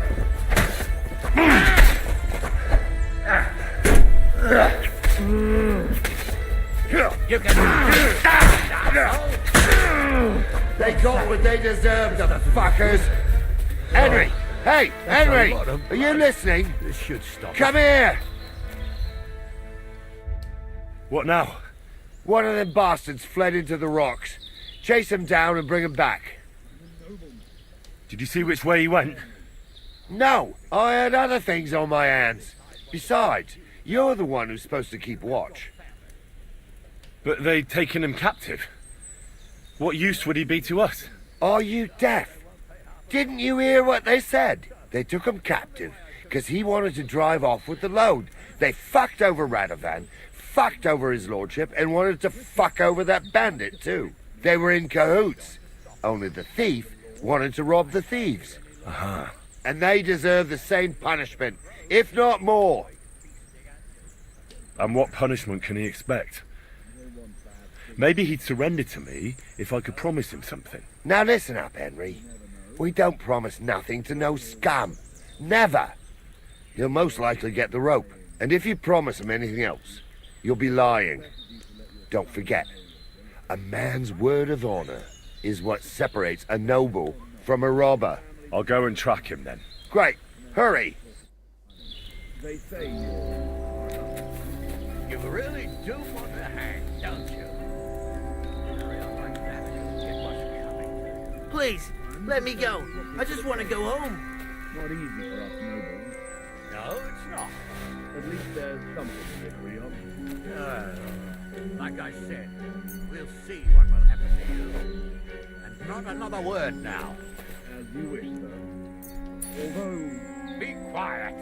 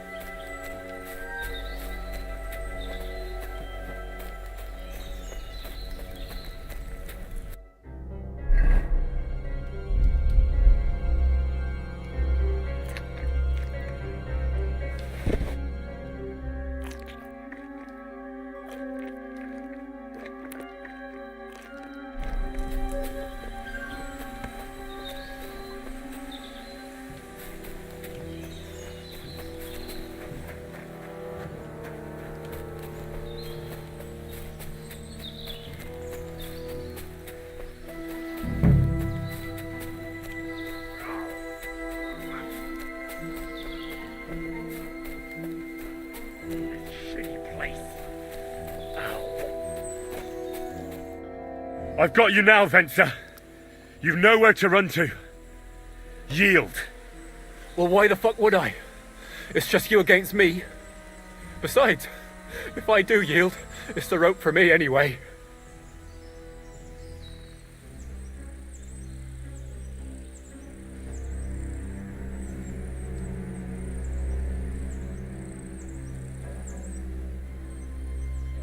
Can't you think of any other way out of this?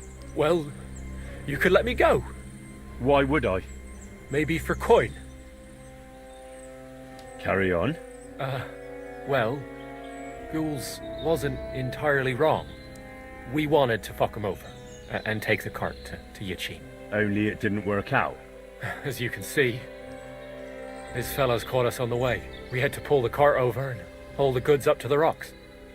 But before Ghouls had a chance to count the loot, we skimmed off a bit. Well, that is, my cousin Franzi did. I had enough work hauling them sacks. If you let me go, well, I'll tell you where the loot is. And what did he take? I don't really know. But he found something on the cart, nicely wrapped up, so he swiped it. He said it looked valuable. So you want to bribe me with something, and you don't even know what it is? Don't worry, it's something valuable. Franzi has a nose for these things. All right then. Tell me where you hid it, and I'll let you go. The thing is, I don't actually know. But only Franzi does. He drew himself a map with charcoal, well, so's he wouldn't forget. So, besides some dodgy map, you actually have nothing for me? That's not nothing. I reckon I gave you some pretty valuable information. You do you? So you'll let me go?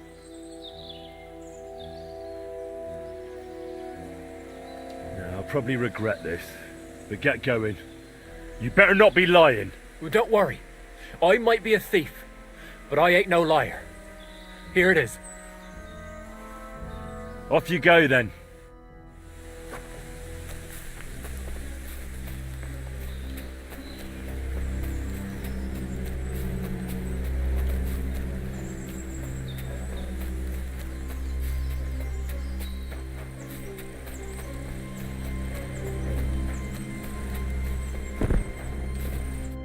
Sorry, sir, but that bastard gave me the slip and lost me in the rocks. Christ, Henry! Oh, well, I hope he learned a lesson at least. Well, the main thing is we got the cart back. To hell with the cart. I just hope that scum won't go boasting around the country that he got the better of old Sameen. I think he'll keep his mouth shut. Well, why do you think that? Just a feeling. What about Gules? He caught a few good hits, but he's alive. We'll take him with us. I need to have a strong word with him. You did a good job, youngster. You've got heart. And so you don't say I had you clambering over these rocks for nothing. Here's something for you. Thank you, sir. Don't thank me. You deserved it. And now, let's get that accursed cart back to Sameen. Want to ride? We'll go via Troskovitz. We can drop you off there, and you won't have far to Tarkov. You ought to report back to Radovan as soon as possible. about what happened with his hands.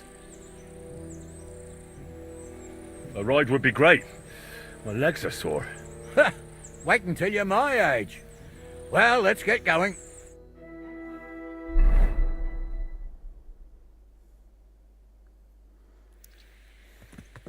I didn't do nothing wrong, I swear. It's all Vince's fault. It was him who said we'll sell the...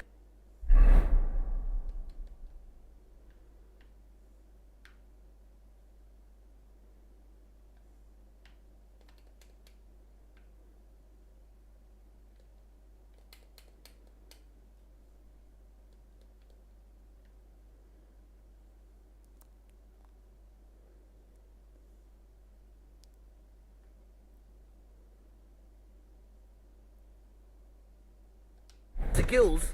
Shut up, Franzi. You both told me you'll bring me the cart, and then you try to fuck me over.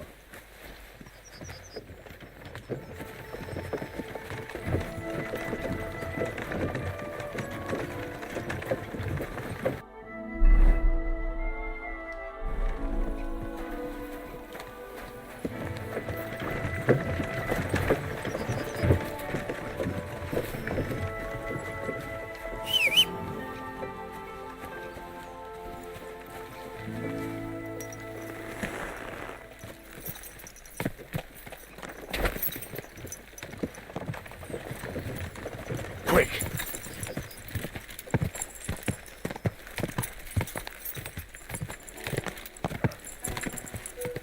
What an ugly old man.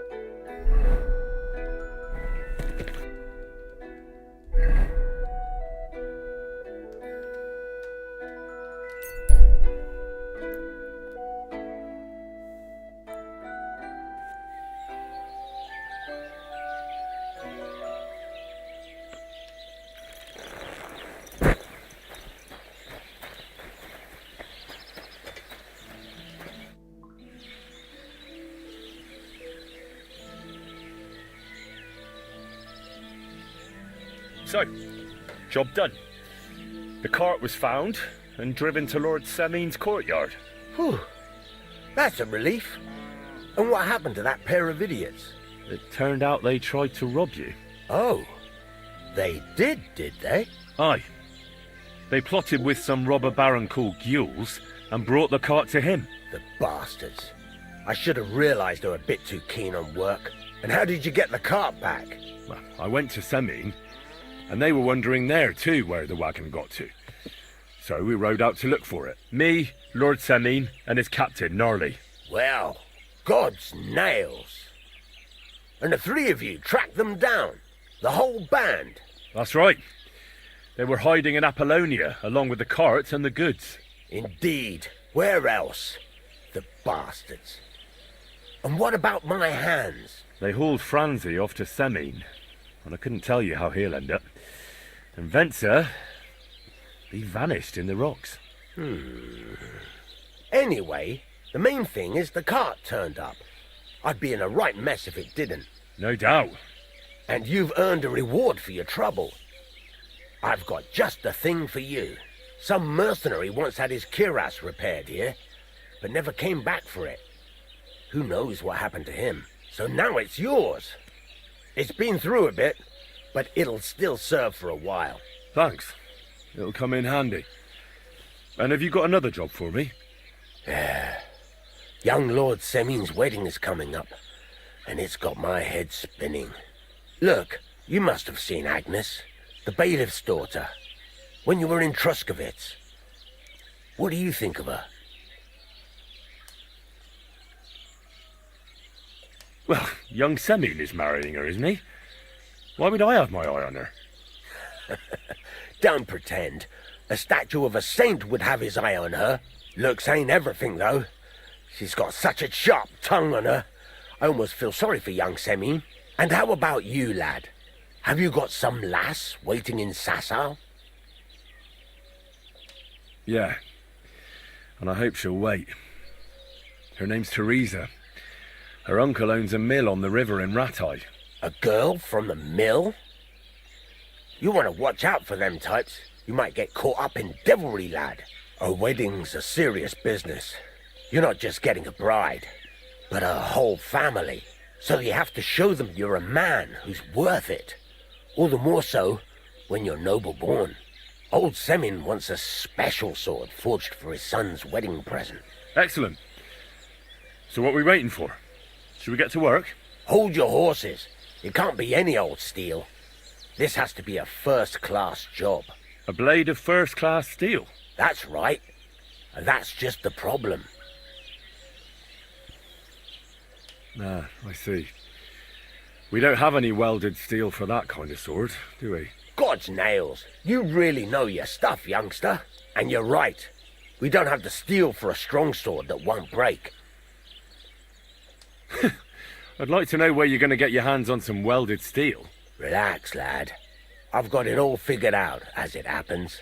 There's this old hermit called Ambrose, living in Apollonia. And he can pray for us? God's nails, let me finish talking. The word is, he was fighting heathens years ago in faraway Andalusia, and folks say they saw this interesting broken sword in his hut. From the description, it seems our peculiar hermit has a real Toledo blade. Welded Spanish steel? There's nothing better for a sword. See now? You do understand. But there's a catch. Naturally. They say that Ambrose the Hermit has changed a lot recently. People from far and wide used to go to him for remedies and blessings. But now he won't see no one. I even heard he made a pact with the devil. And there have been other strange goings-on. What strange goings-on? I heard something in the tavern about some apparition. But that's all I know. With the devil? Why would the hermit make a pact with the devil? No idea. It might just be old wives' tales. Where can I find the hermit? Do I look like someone who goes to a hermit for advice? I know he has a hut somewhere in Apollonia, but you'll have to ask the Truscovitz womenfolk if you want to know more. Right. I'll try to find out more about the hermit's sword. But in return, you'll get me invited to Semin's wedding. If it means so much to you, why not? Come and see Betty from the Truscovitz Tavern. She knows all the gossip. She'll definitely tell you more about the hermit. But Henry, if there's any truth in that pact with the devil, don't get caught up in it. The best sword in the world isn't worth eternal damnation.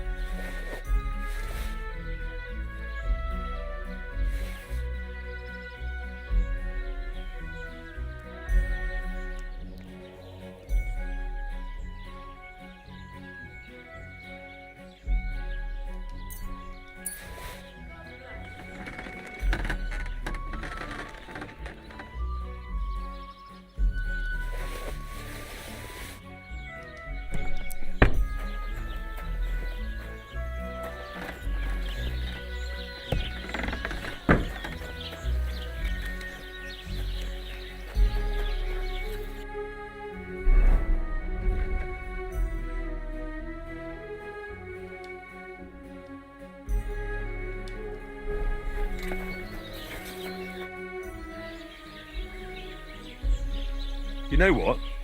I'll buy your sleeping potion recipe after all.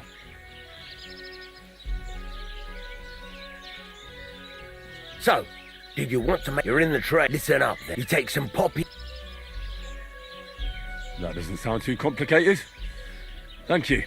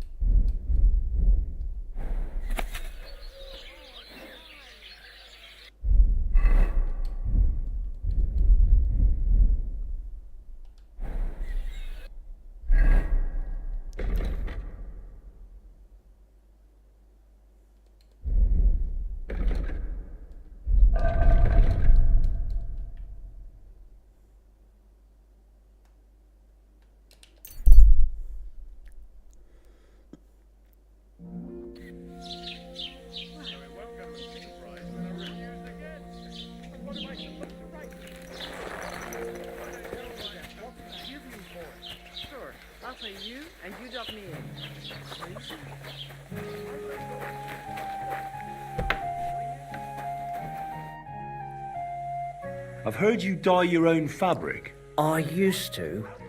I tried a few times, but I had to give it up. Troskovitz is on a hill, and why'd you ask? I'd like to buy some pigment. I see. Well, perhaps I could find some leftover black. If you have enough groschen, it's yours.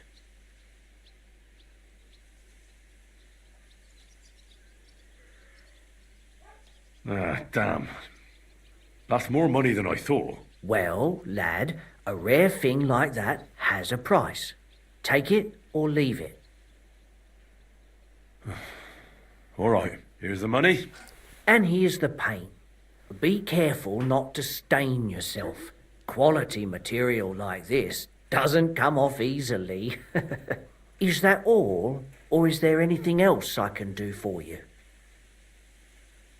Excuse me, I'm looking for someone. A friend of mine. The one who ended up in the pillory with me. Loads of people have been in the pillory, and you know what it's like. I'm really busy right now. You haven't seen him then? Tall, fair-haired, fancies himself and talks like a noble. Sorry, but I'm swamped with work because of the Semine wedding. Everyone wants new clothes from me. Even Bashka the butcher ordered a jacket fit for a king, and he isn't even going to the wedding. So, no, I haven't seen your friend and I can't help you. Sorry.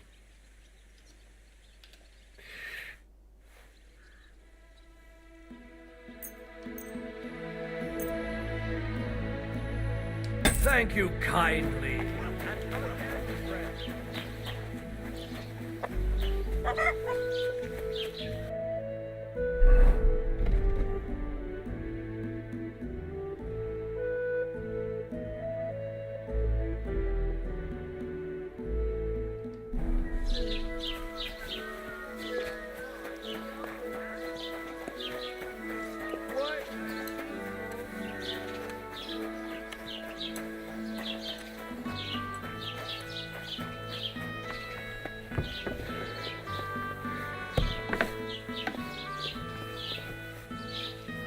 Was möchtest du?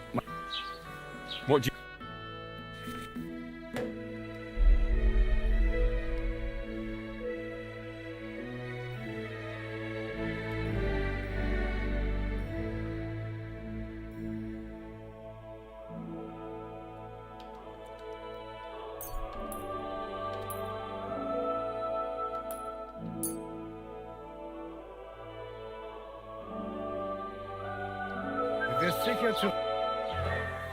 I'll have a look.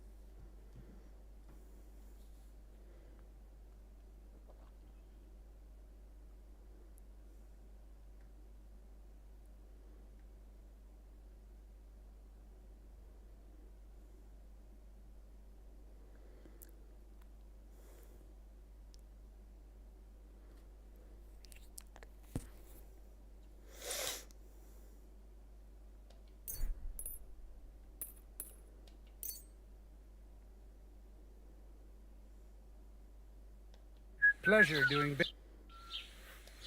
What do you have for...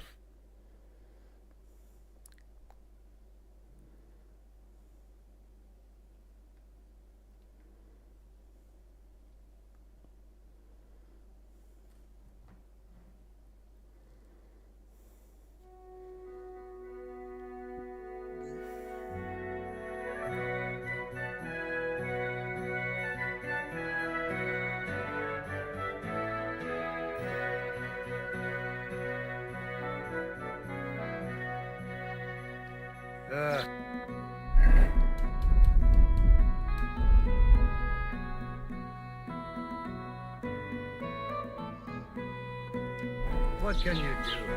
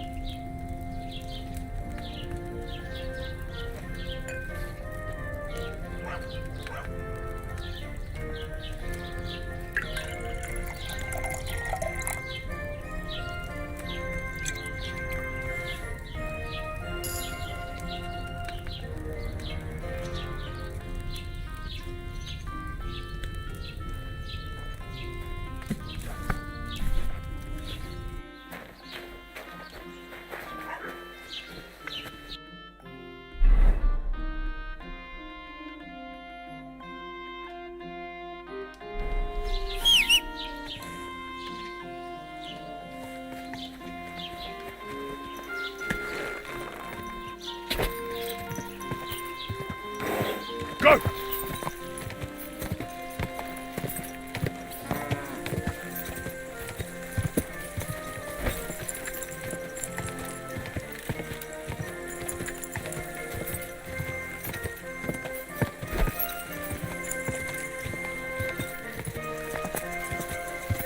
Quick!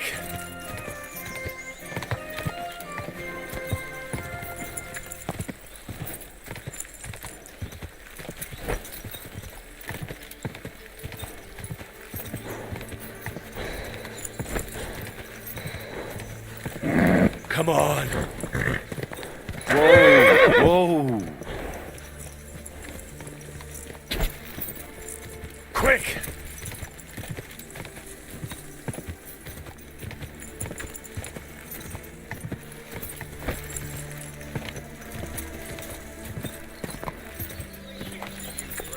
Fair maidens and women of virtue, gather round and Whoa! I have to warn you about the greatest evil and danger on God's earth.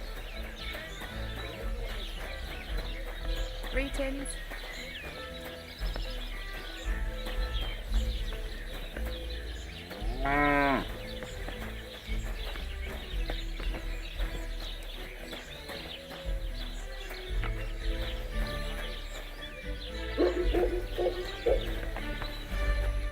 What's that noise?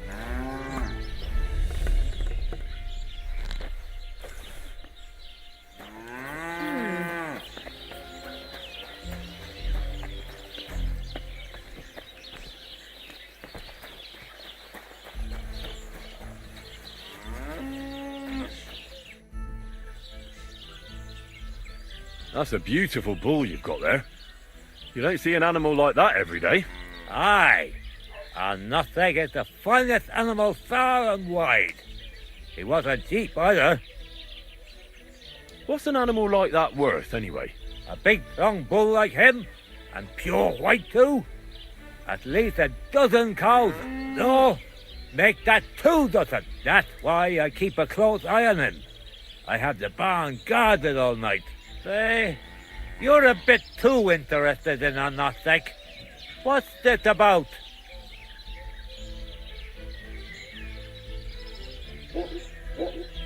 I'm considering buying it from you, but only if it's really worth it. What are you blabbering about? You walk around in those smelly old rags, and you're telling me you can afford my a nutsack? Piss off, before I beat you black and blue.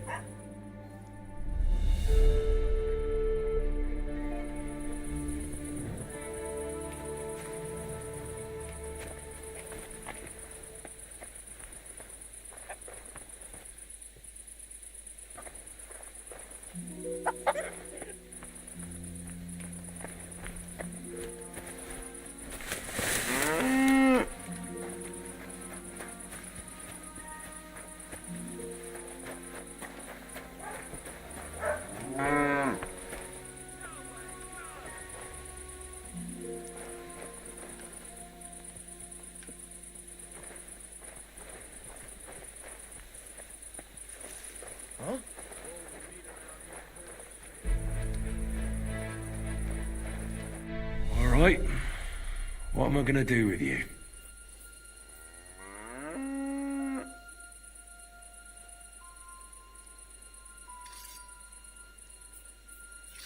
Aye. This'll be good.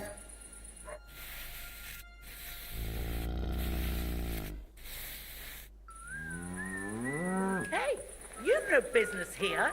Are you looking What? to steal something? You're not allowed here, Give up you now, piece of or I'll shit. call the guard.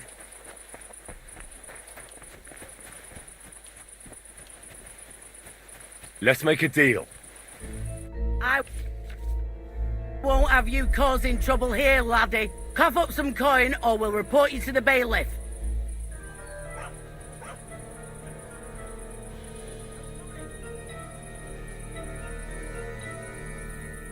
Wait, we can come to some agreement, can't we? It was just a joke. It's funny. Right? Isn't it funny? We'll see who has the last laugh when I call the guards.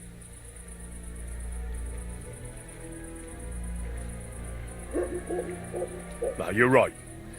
Here's compensation. That's better.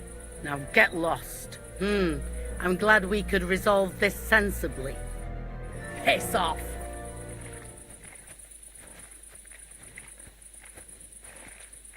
Get out of here!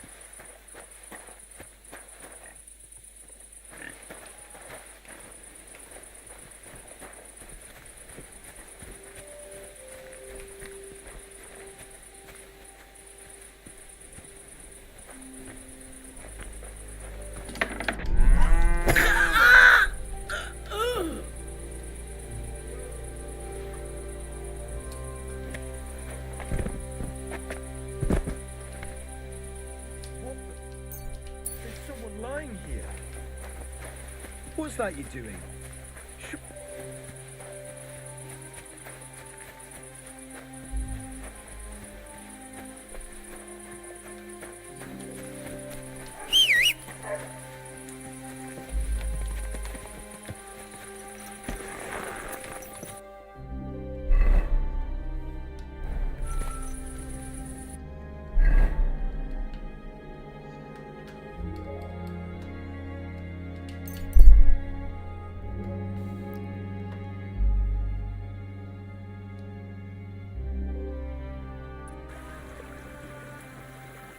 Help!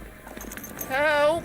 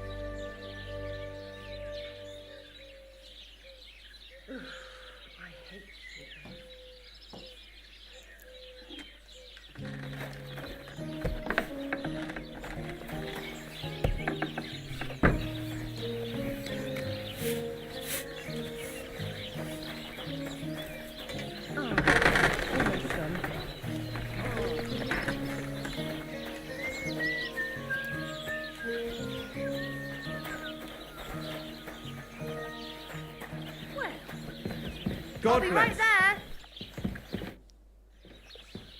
It's done. Oldbram's bull isn't as white as it used to be. I knew you wouldn't let me down, mate. Oldbram must be having a fit. I can almost see it. To hell with the fucking pricks. The lousy city-ser. Aye, something like that. Until they caught me, that is. But don't worry, I didn't rat you out. At least that. I reckon Oldbram will mouth off about it.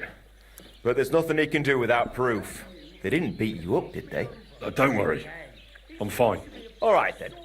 Here's the reward I promised you. Every last groschen. Thanks. And since you already got caught up in our little dispute, maybe you can help me with something else. So, what can I help the Takovites with this time? We're planning to meet with the Geliovites in the pasture that they keep arguing with us about. We'll sort it all out with them there. Nicely. Man to man. Wouldn't you like to join us? Why not? After painting that bull, it would actually be quite a pleasant change to talk things over face to face. Aye. Talk. We'll get into a huge argument and then start punching each other in the gob. So then, should I send for Oldbram so we can get going? Tell me then, what did he give Wouldn't you rather call an end to this endless feud with the Geliovites? That way, you'd each have half of the pasture and everyone's happy, no? Chance would be a fine thing. Oldbram will never give up. He says the whole pasture is his. The borders by the orchard, that's where I got my ass kicked. Who knows what the old fool got his ass kicked for back then. You should talk to the bailiff and get him to support you. Thrush! He already said ages ago he doesn't want to get involved. He even threatened us with the stocks if we keep bothering him. Well, as you wish. All right then. Let's paint them Geliovites so black and blue that they'll envy Oldbram's bull. That's what I like to hear. Come, let's get the lads together and get going.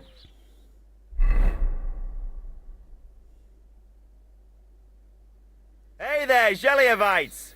Did you miss us? You know they did. They could hardly sleep. Can you blame them? I'd rather come and get a beating than hang around in Geliov too. You see? They're provoking us again. And they brought a stranger. There's no use trying to negotiate with them. There's nothing to negotiate, old man. The pasture is ours, and that's final. Bullshit! You know right well that I got smacked around as a child in that orchard right over there. What do we care where you got smacked around? Don't laugh at him. It's been so many years. Who knows where Oldbram got beaten up? Exactly! Seems a bit too convenient that he's the only one who remembers that the whole pasture belongs to them. The old coot hardly remembers which hole is for eating and which is for shitting. Old Oldbram's always fuming, says half the pasture's his. Claim he'd graze his own bull there, but he's a fool, he is. What did you say, you ass? Keep my nothing out of your mouth. You know how long it took to wash off all that bloody paint? Which one of you was it? So what? That was just a bit of fun. You'll laugh on the other side of your face when we kick your asses. That's right. Get him, lad. For God's sake, wait! You're really going to let yourself get beaten up just because Oldbram told you to? If he finally admitted the pasture is ours, we could have settled this ages ago. Oldbram speaks for all of Geliov. This pasture is ours. We're not going to let those tack-off bastards bully us. Enough talk. Get 'em, lads. At him! He's got no tracks alone! You want to try me? Lead him alone!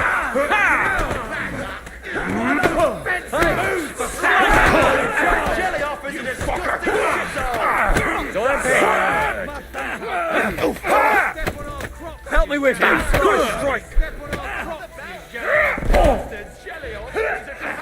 Nice! Yeah, don't spare him! His sword tomorrow!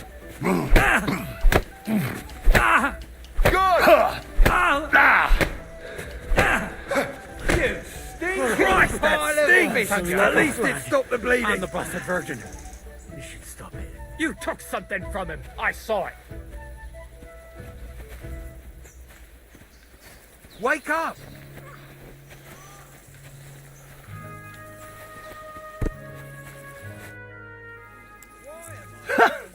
I have to say, for a bunch of ordinary villagers, you fight well. It ain't our first time, mate. And you held your own. Well, I feel right at home in a fist fight. If you ever have another one planned... I would happily kick Olbram's ass 3 times a day. But he isn't getting any younger. Can't have him on my conscience, eh? It's more than enough that you helped us defend Tachov's honor. And don't think we don't know how to reward good deeds like that. We have a nice pile of groschen for you. Thank you. And if those Jelliavites ever cause any more trouble, let me know. Take care, Henry.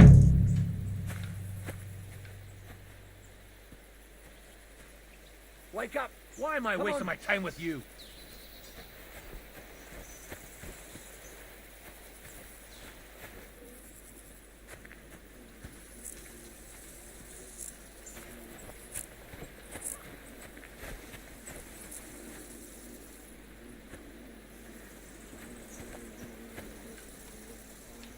Hey! Wake up!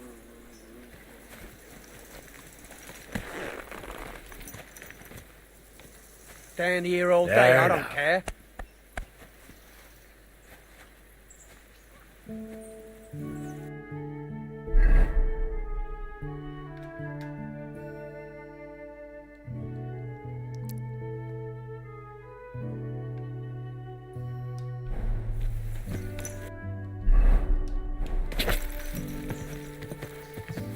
Quick!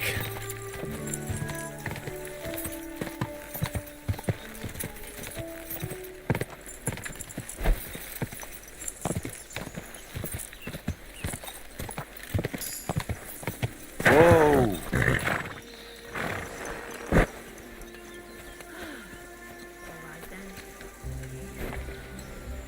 Where could he be for so long?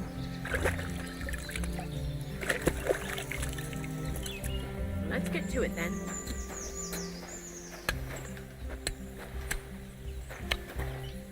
Ave Maria.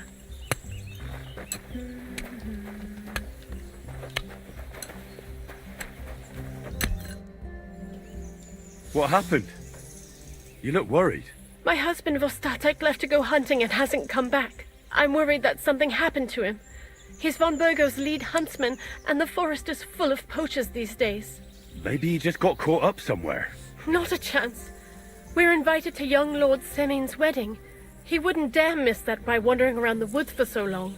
What would Lord Semin think if we didn't show up? It would be a disgrace.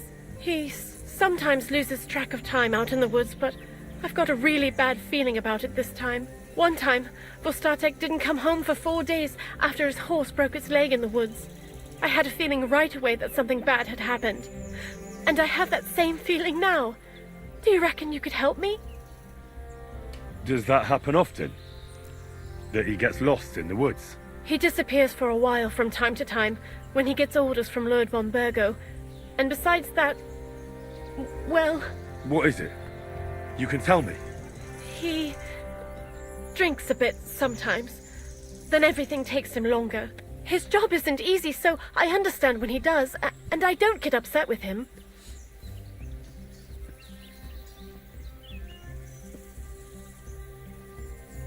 I understand. But maybe you're right, and it really is something else this time. Exactly. Do you know where he might be? Where's his hunting ground? In all the forests here around Vidlak Pond. He didn't tell me exactly where he was going, but maybe Vitek knows. Vitek? Our son. So your husband got lost when he was out hunting, and you want me to go and find him? I'd go myself, but Vostatek doesn't want me going to the woods on my own. He says it's dangerous. But you look like a fearless lad, and I'll be sure to reward you for your efforts. What can I expect in return for helping you? I can give you some groschen.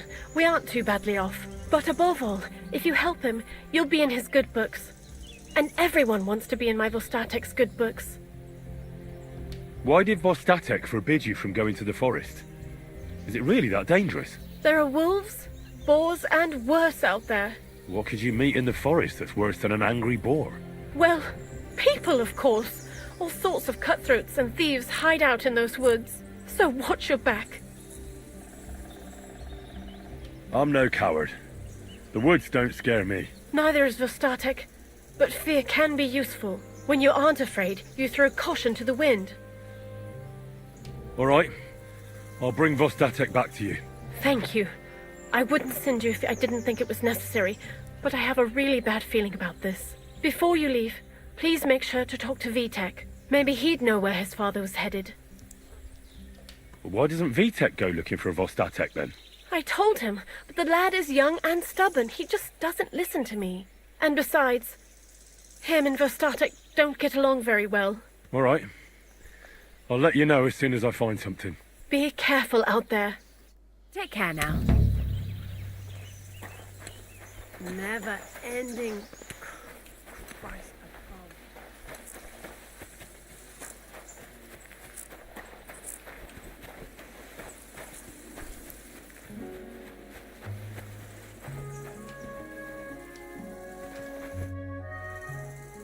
I'm looking for your father. Did he mention where he was headed? Ma talked you into it, didn't she?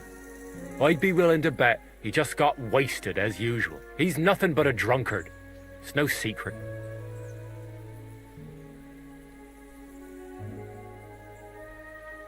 Do you even realise what's at stake here? The woods are a dangerous place. Do you really want something to happen to him? Your mother would be a widow, and you'd be an orphan. Who'd take care of you then? As soon as Laura von Burgov found a new huntsman, he'd have him move into your cottage, and you'd have to leave.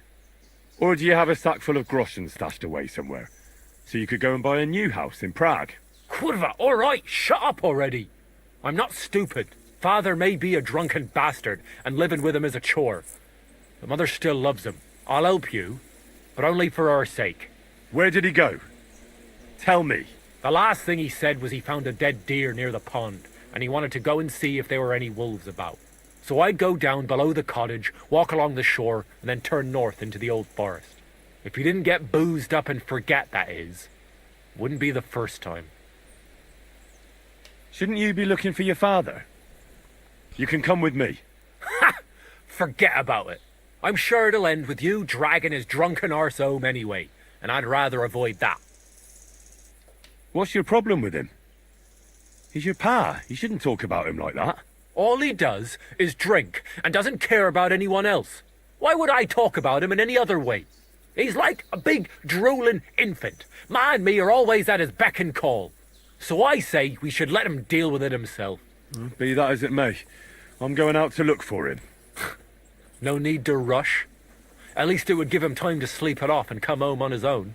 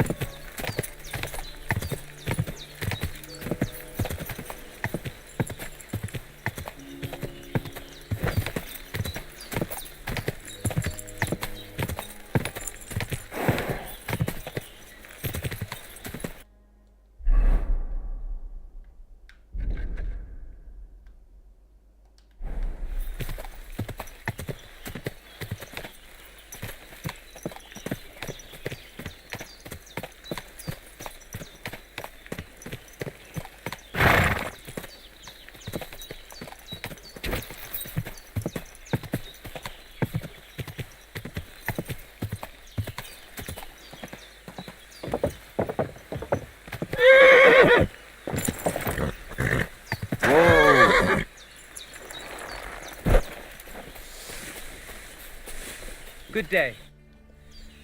My name is Henry, and I've heard in the village that you're a renowned strongman, juggler, and moreover, skilled with a weapon. Is that true? Depends. Why do you ask? I'm looking for someone to help me. What's it about? Well, it's complicated.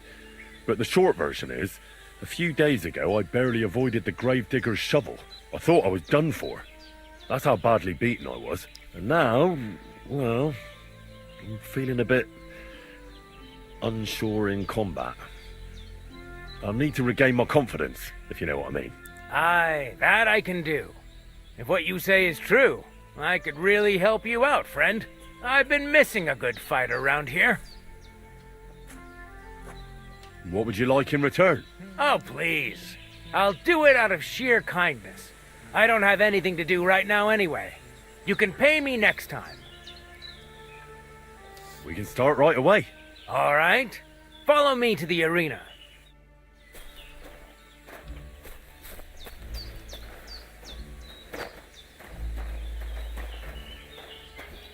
Shall we begin? Here's a practice longsword, so we don't hurt each other.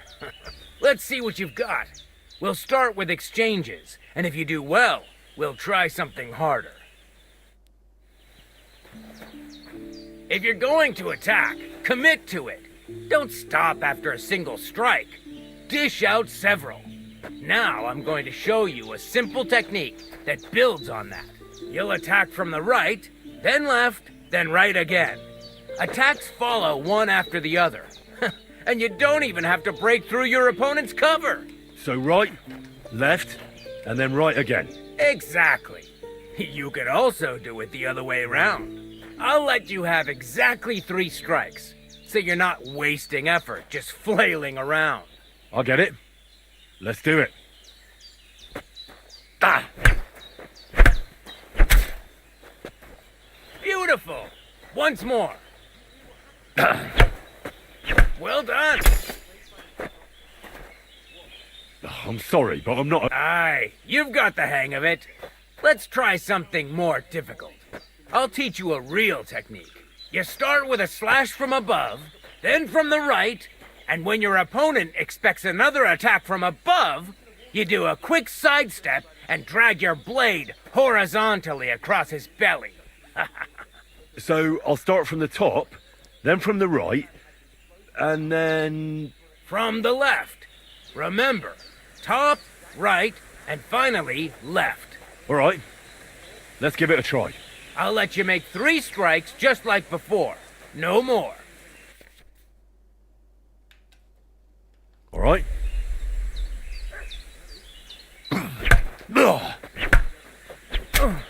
Beautiful. Once more.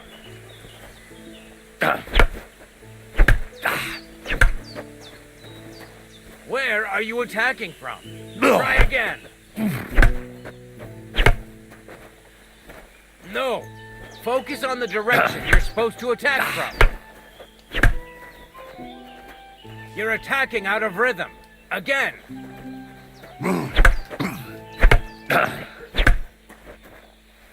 You mixed up the directions. Again. Enough! You're attacking from the wrong direction.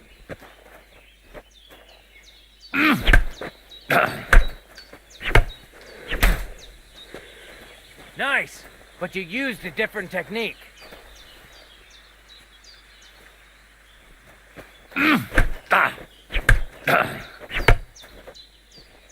No, focus on the direction you're supposed to attack from.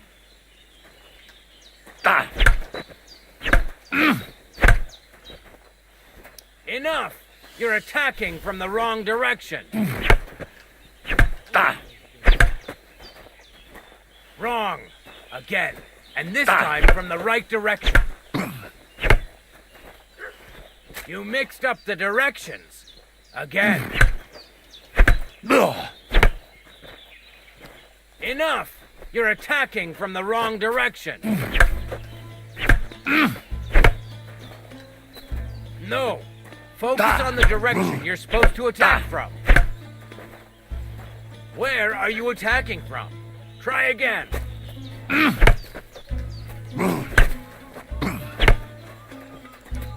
Wrong. Focus on your timing.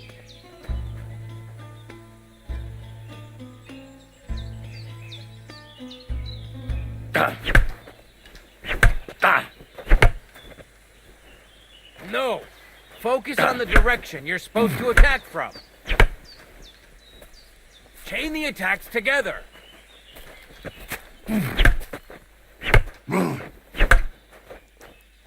Wrong. Again. And this time from the right direction.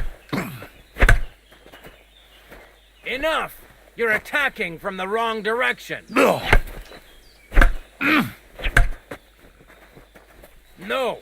Focus on the direction you're supposed to attack from. Beautiful.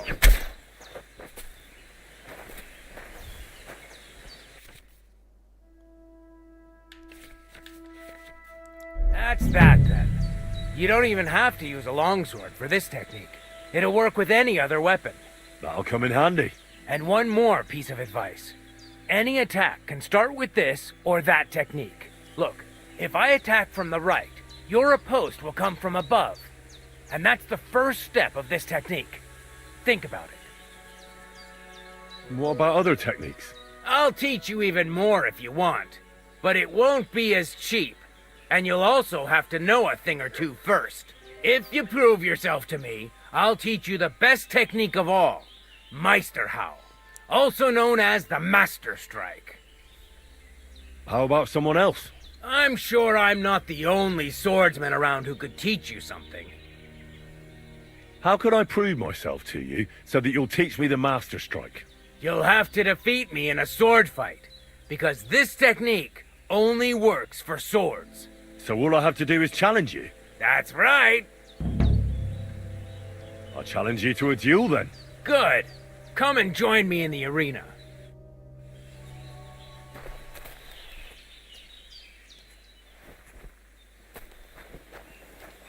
Shall we begin? Let's begin. Defend yourself.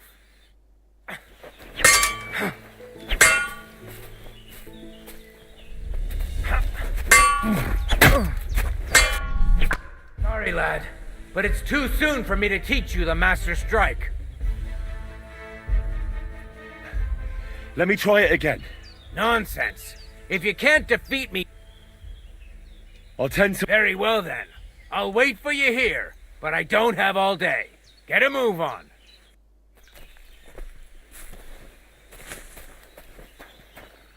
God be with you, my friend.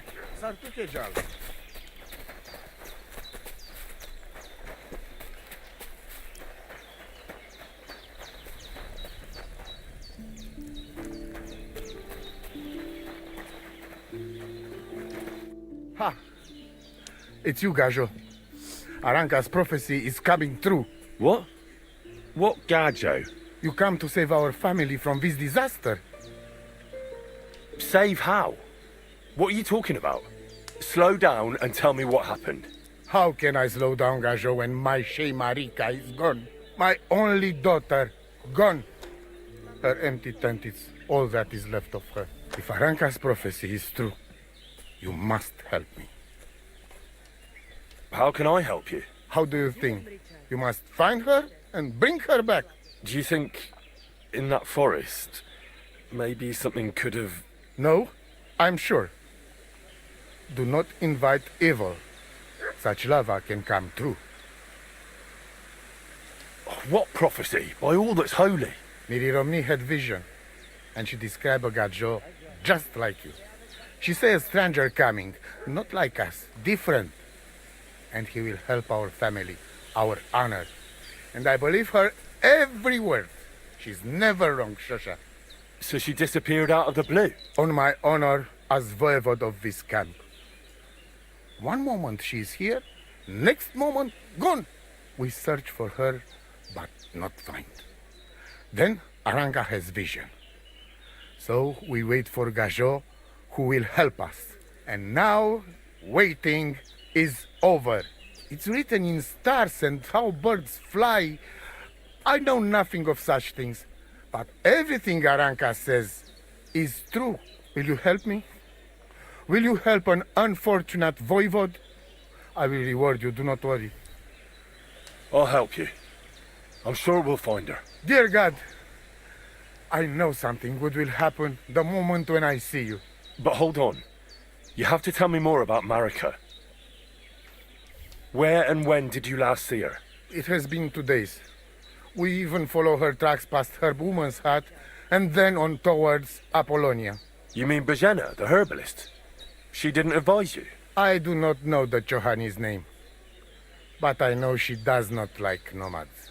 She says she don't know anything, and if she know, she will not tell us. Such disrespect. Pooh! Be bucked! Voivod, I know it's hard to accept, but could your daughter have been... No! But... I said no! I just mean... I am Voivod, and that means I'm wisest in all camp. I have letter of safe conduct from the king, guaranteeing safety and freedom for my camp. And when I know something, I know it. Tana? Where's her tent? Maybe I can find something in there that'll help with the search. We look through everything here. The Ceratu. Nothing. Still, I'd at least give it a try. Misto. But don't waste time. Marika, she sleep under a kind of oilcloth right next to Aranka's shop. She always liked the open air. I think I know everything I need to know. Please, find Marika and bring her back. God be with you, and maybe wash up a bit, will you?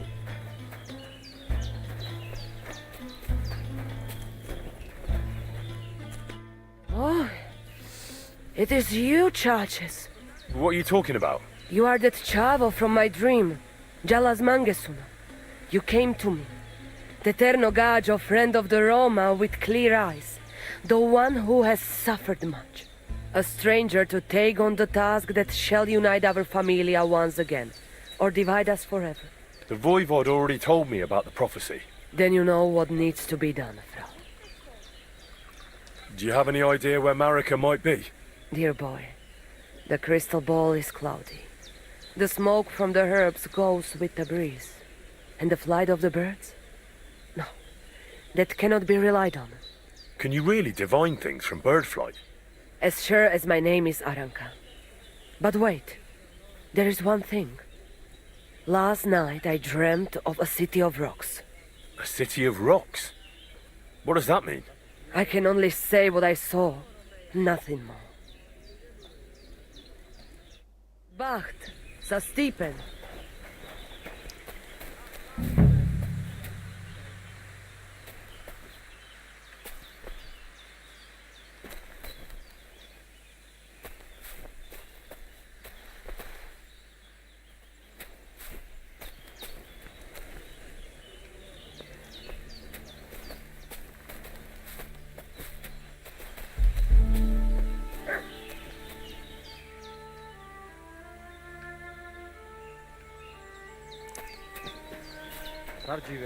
Te aveți vahtalo, Romea.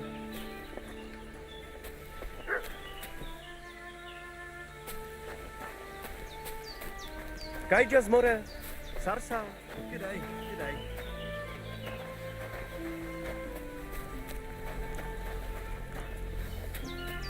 Kajan, Julie. Da miștes, da miștes.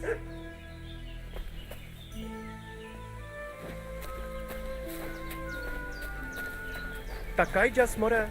Sartuke Jan.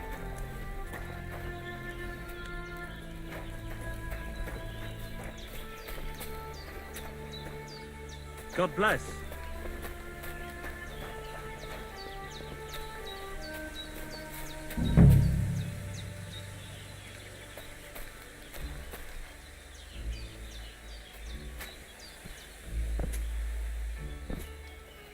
Jesus Christ be praised. Tamishtas, tenamishtas.